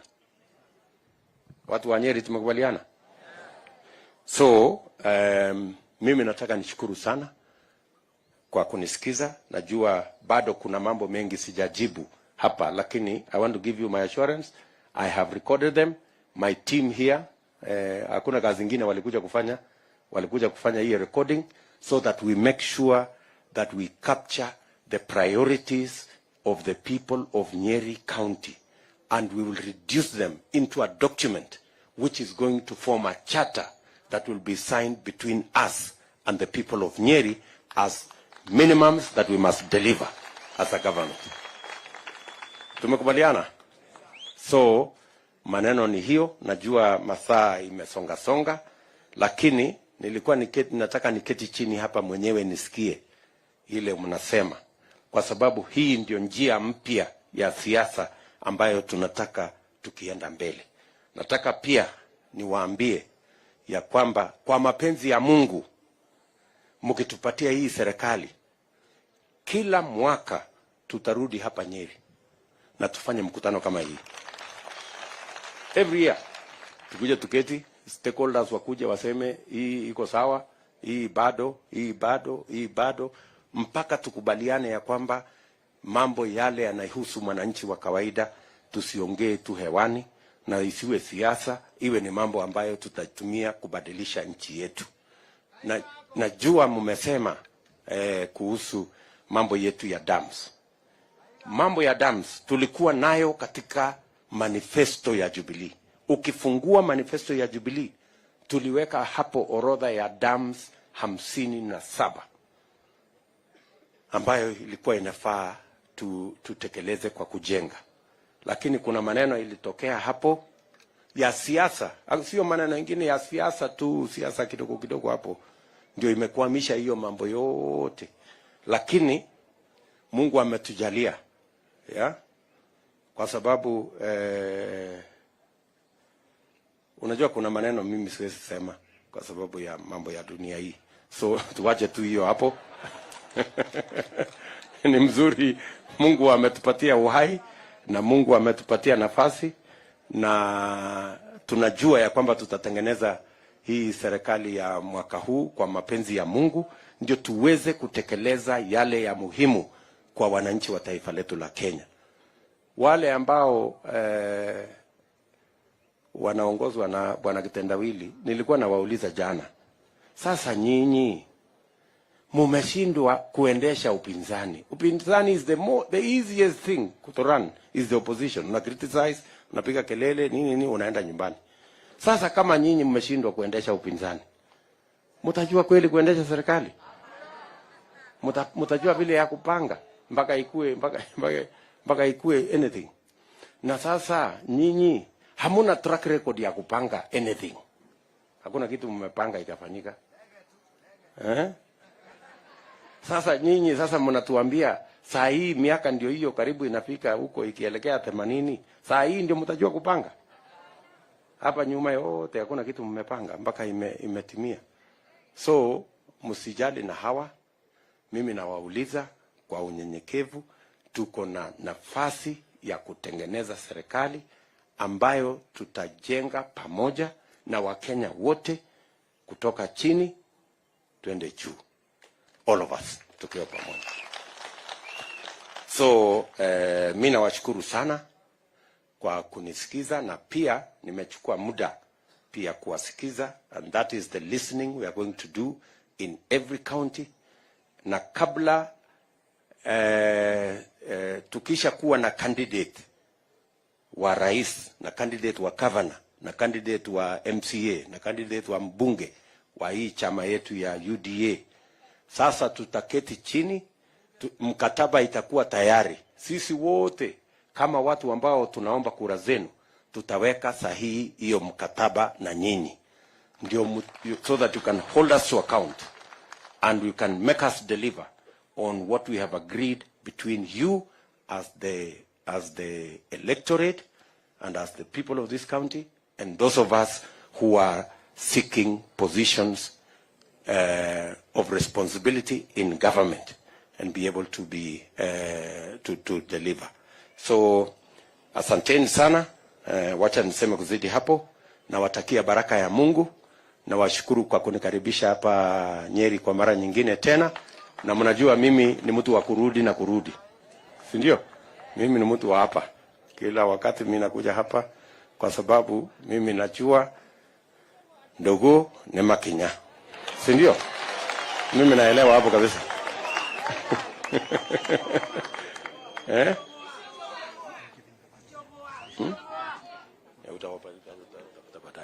Okay, sasa hapa niko na viongozi wenzangu. Sijui tutafanya namna gani. Tuko hapa na viongozi wengi, nafikiri Mama County. So ukuje usimame hapa, uwapatie kila mmoja 1 minute tu aseme jina na waketi. Oh, wengine wameongea? Ah, okay. Oh, the only few who have not spoken. Okay. Honorary Deputy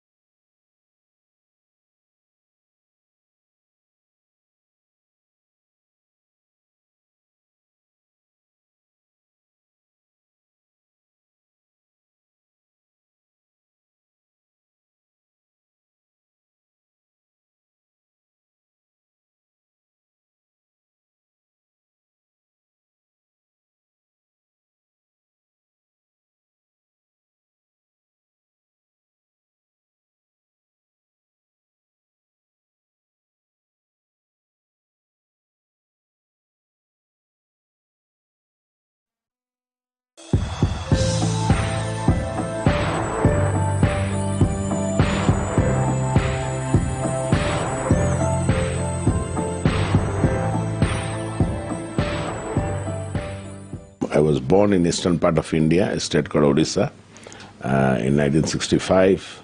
His coming to Kenya was purely by accident, but the moment he landed, he stayed. My name is Dr. Mercy Korir, and on this episode of Doctor's Diary, I bring you the story of Dr. Swarap Mishra. Locally, he's known as Kiprop. The current Member of Parliament for Keses constituency in Uasin Gishu County believes that it is better to be the head of a cat than the tail of a tiger. And the best decision in my life I took is to come to Africa. And the better decision I took from that best is to stay back in Africa. This interview with Mishra is marked with nuggets of wisdom, often punctuated with hints of humor, with his genuine appreciation of God's role in his life. No materialistic gain can give you enough joy and pleasure other than what if you achieve your mission and vision. And God was so kind to me to bless all of us to achieve this vision. Life without a vision is never a successful life. How many phones do you have? I have 18 phones, but I carry always 8. How do you keep track of all of them? And No, I know them. I mean, how if he marry tomorrow 10 wives, he can have the track. So you have people have 16 children, they have the track. You know, you understand. Flamboyant, affluent, but pious, Dr. Swarap Ranjan Mishra emerges as a doctor with a purpose, on a mission. He says he has 3 lives: academics, business, and politics. A 4th, spiritual life, he says will come later. Academics brings me knowledge and wisdom and information. Business translates the practical of my knowledge to in the materialistic life, where I got affluency by the grace of God and whatever small way. And then that took me to humanitarian work by involving myself into politics. But I always keep business and politics very separate. I'm a hardcore businessman and I'm a very generous politician. So I keep those 2 things very separate. When I negotiate for a penny, people say, you are the same Mishra who gives last night a lot of money that occasion, and also you spend in a joint so much money, and now you are asking for. I said, that is business, this business, that is politics. So it should be separate. So I am expecting for 4th life, that is called spiritual life.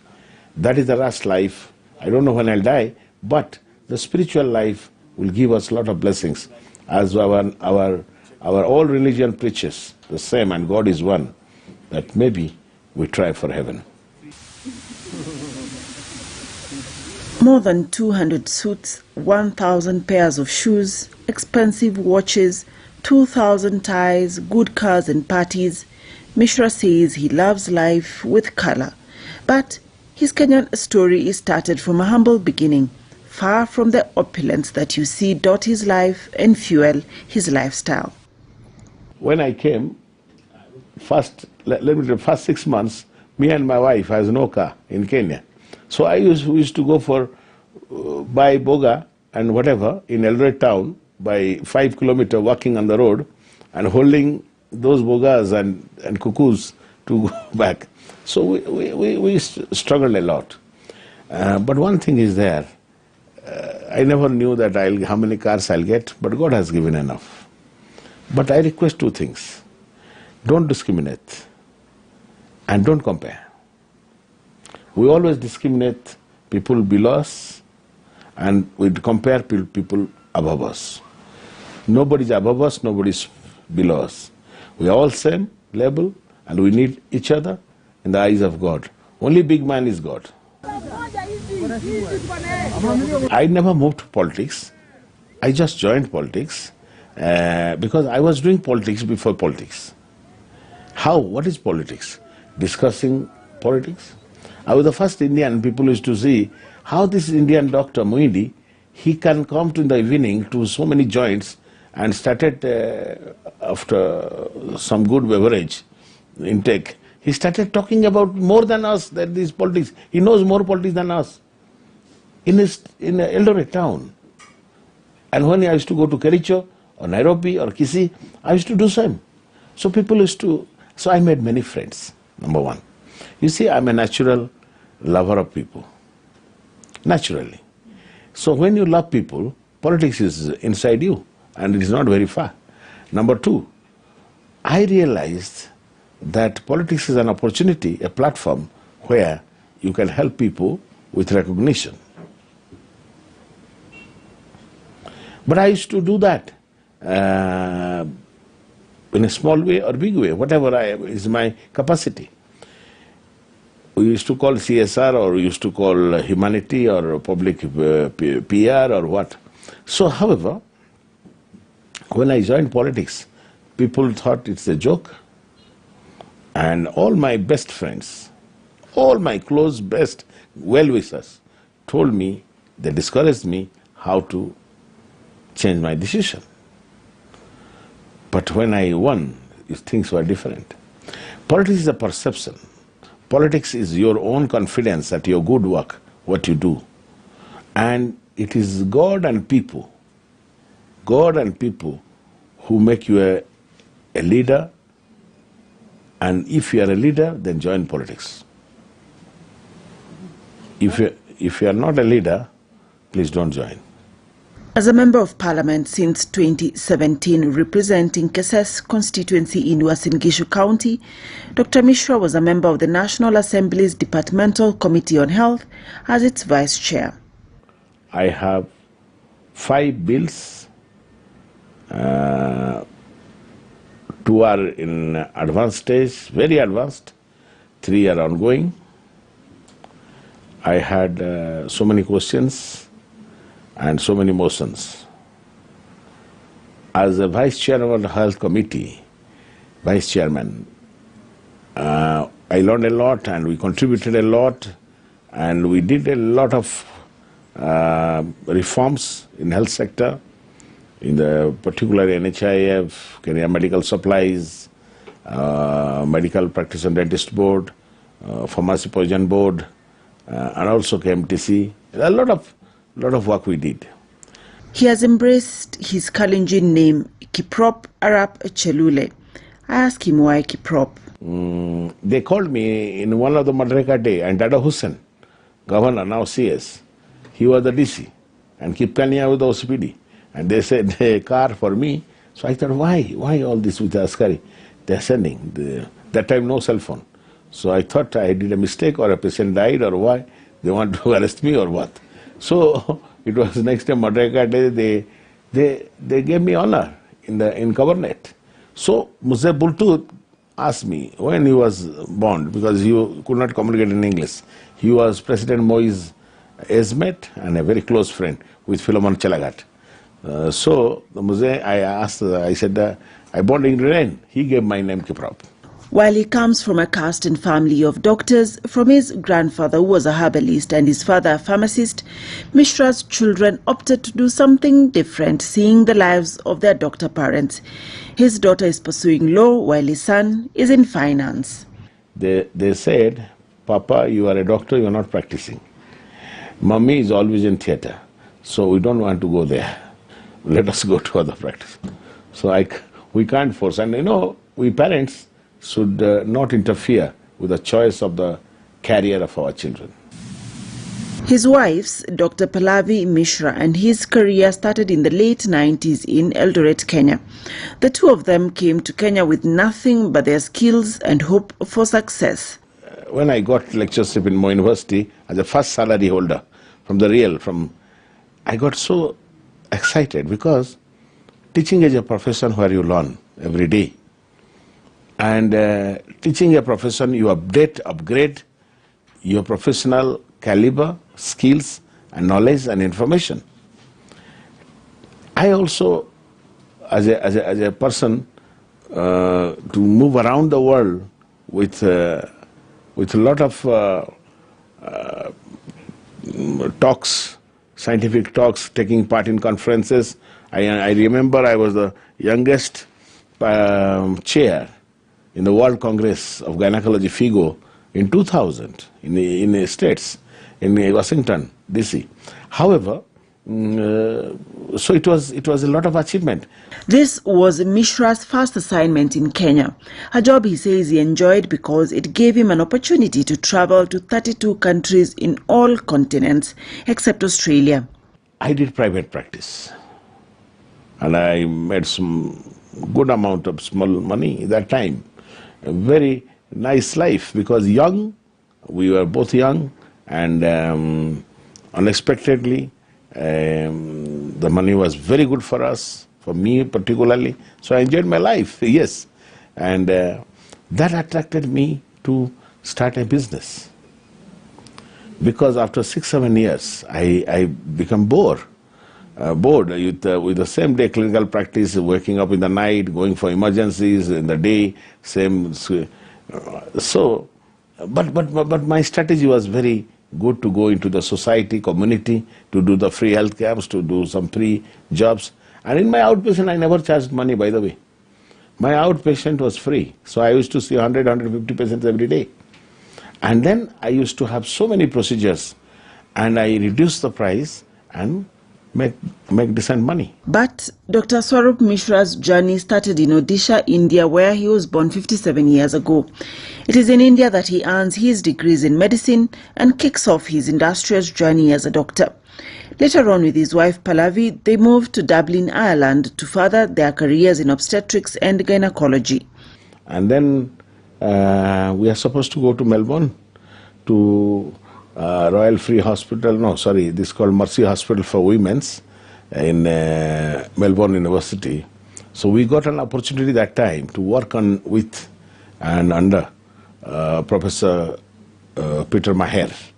Peter Maher, because we are trained that time laparoscopy surgery, and imagine laparoscopy, that is the dawn of laparoscopy. That time laparoscopy started, and we got an opportunity with one of the world authorities, Peter Maher, who was the laparoscopy unit head of that university and hospital, and we are supposed to join there. But first 1 year was unpaid, so because of financial constraints, my wife agreed with me to join somewhere else in the world and to support me and assist me in the financial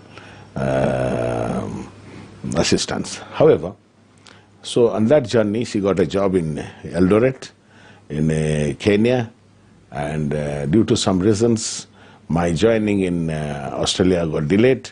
So now we decided to stay in Kenya. I realized there's a lot to do in Kenya. Kenya is the face value of East Africa, not only, but whole Africa, as we are seeing. Because of that time, Kenya was not that promising, but I could see through Kenyans, very aggressive, very ambitious people, very highly educated, so and knowledgeable and informed people. So I see this country will make news and views and movers and shakers of Africa. This was in 1997, the first time he arrived in Kenya and started his practice at the Moi Teaching and Referral Hospital. So when I went to first operation I had to do in the district hospital after joining Moi University School of Medicine as a lecturer, 97 May 27th, then I realized my theater time was 10:30 to do a ectopic pregnancy. And there's no laparoscopy tower, nothing. We have to do open, for a small ectopic pregnancy to remove, we have to open the whole abdomen. Now, then I saw 6 surgeons are on the queue in a small bench. The shoes are there, the one small changing room. I got my chance at 3:30 p.m. to operate. And the patient was starving for overnight. Wow, then nothing. Very frustrating. But from this frustration, he chose not to give up, but have a different beginning. From his experiences in India, where one hospital had 16 theatres at the time, Mishra saw an opportunity, a gap to fill. Kenya, he says, had 2 MRIs at the time, all located in Nairobi. Eldoret was a small town with hardly any equipment to support the kind of health services he had been trained to offer.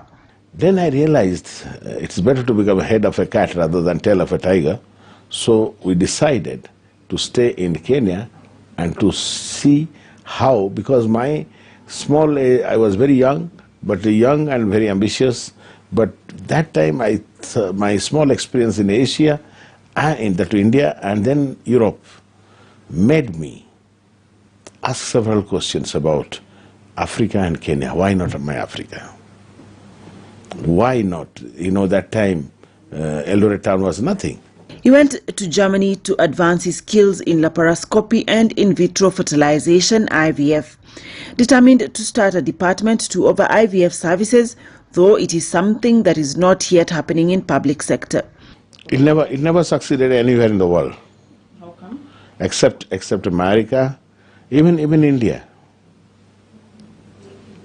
I don't know, maybe it is, I don't know, because of remuneration, the quality control, or so many things. Because I never seen in Asia, to that matter, okay, IVF is there like a high-end Indian public sector, like All India Institute of Medical Science, Armed Force Medical Center, FMC, Pune. But in a medical college even doesn't have IVF in India. Very few, very few. Out of 500 medical schools in India, maybe 2 or 3 or 5 medical schools have. So that is the reason here also it's not possible. Nobody started. He started Mediheal as the next phase of his medical career. Because fertility, IVF was a new subspecialty in the medical science that time. Because we are starting first time in that region, or in Africa, Kenya, East Africa, the fertility center, so we added fertility center. But it was a complete hospital with all the specialized departments, yes. Fertility care was at the time a difficult venture due to misconceptions, but progress, he says, has been remarkable since then. When I started fertility practice in Eldoret, first of all, very few patients used to come. And if they come, only lady will come, not the man. She never accompanied with the husband. Then my observation came after persistent request the husband to see. The husband come after 3-4 sittings, and then first thing the husband decline, or it's a challenge to convince the husband to go for a test, all the tests of male infertility. There is a concept, or there is a what is a permanent idea at that time with our Kenyans that a female may be always responsible for the infertility. Male is fertile always. That is the reason behind it. And then the taboo, stigma.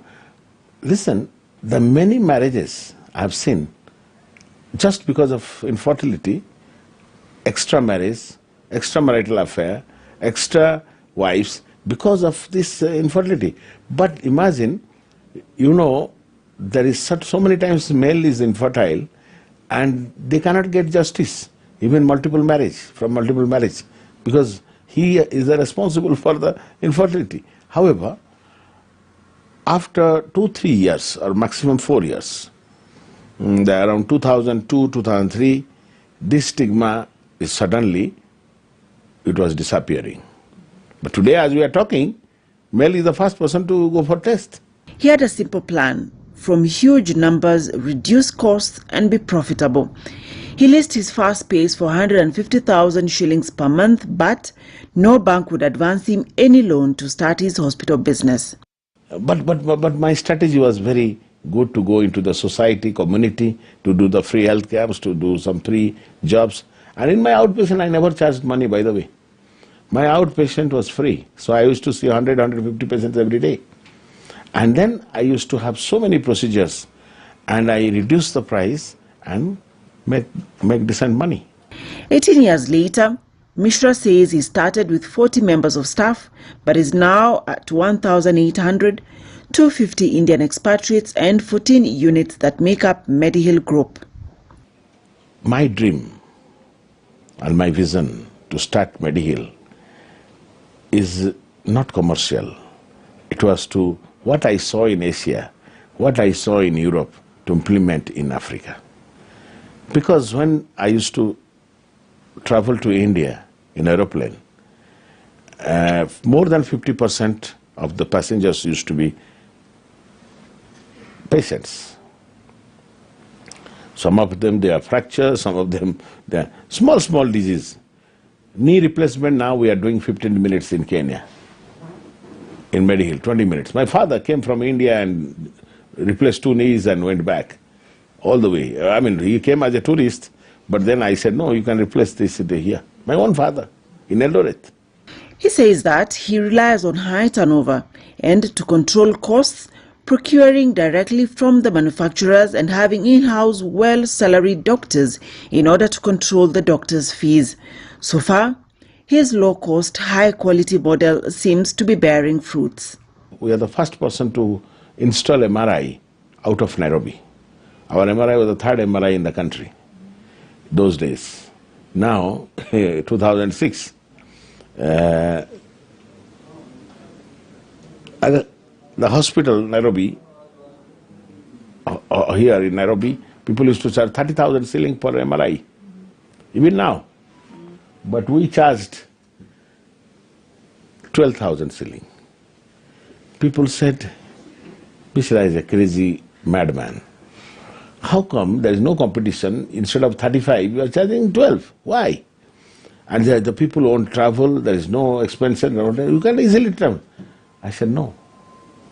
I want to make many MRIs, I want to make many, and I want to make the name, trust, comfort zone, and that love. One thing my business acumen said always, you think of the client first, then make the product, then you get much bigger returns. But you think about yourself and make the product, the client will run away. There will be no client. So create the client is your ambassador. When the clients own your business, you are a very big businessman. When you own your business, you are a very small businessman. Because imagine, the whole world is your client, and the client own your business. You need not to talk about your business. They will talk.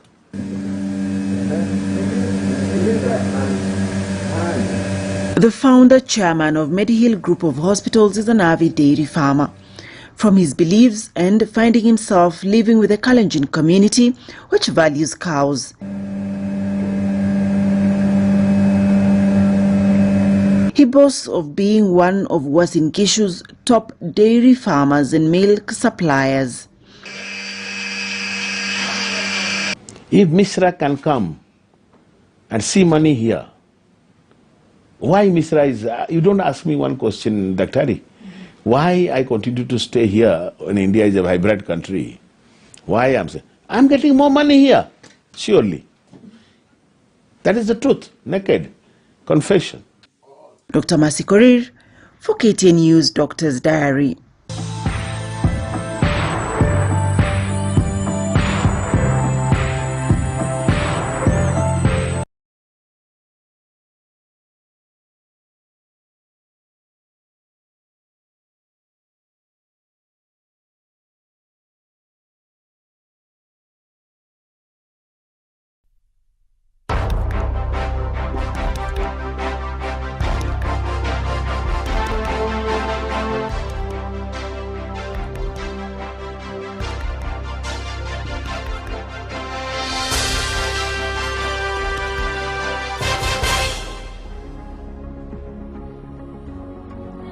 Half a century of independence, 11 elections, 3 presidents, and now Kenya heads to the polls in the country's biggest election ever.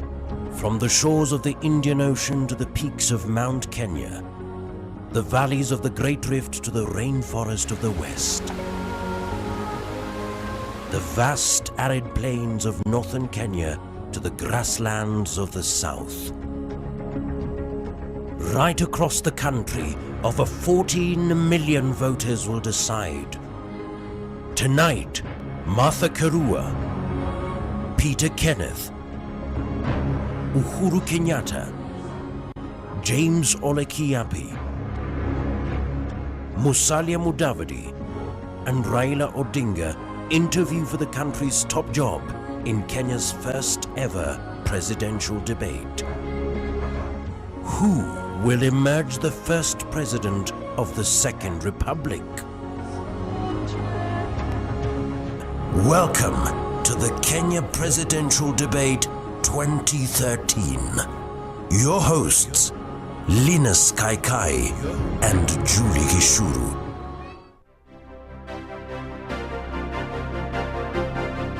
Good evening. Welcome to the first of two presidential debates intended to give you a comprehensive picture of the candidates, their outlook on the issues, their policies, and their commitments on the matters that are of greatest concern to this nation.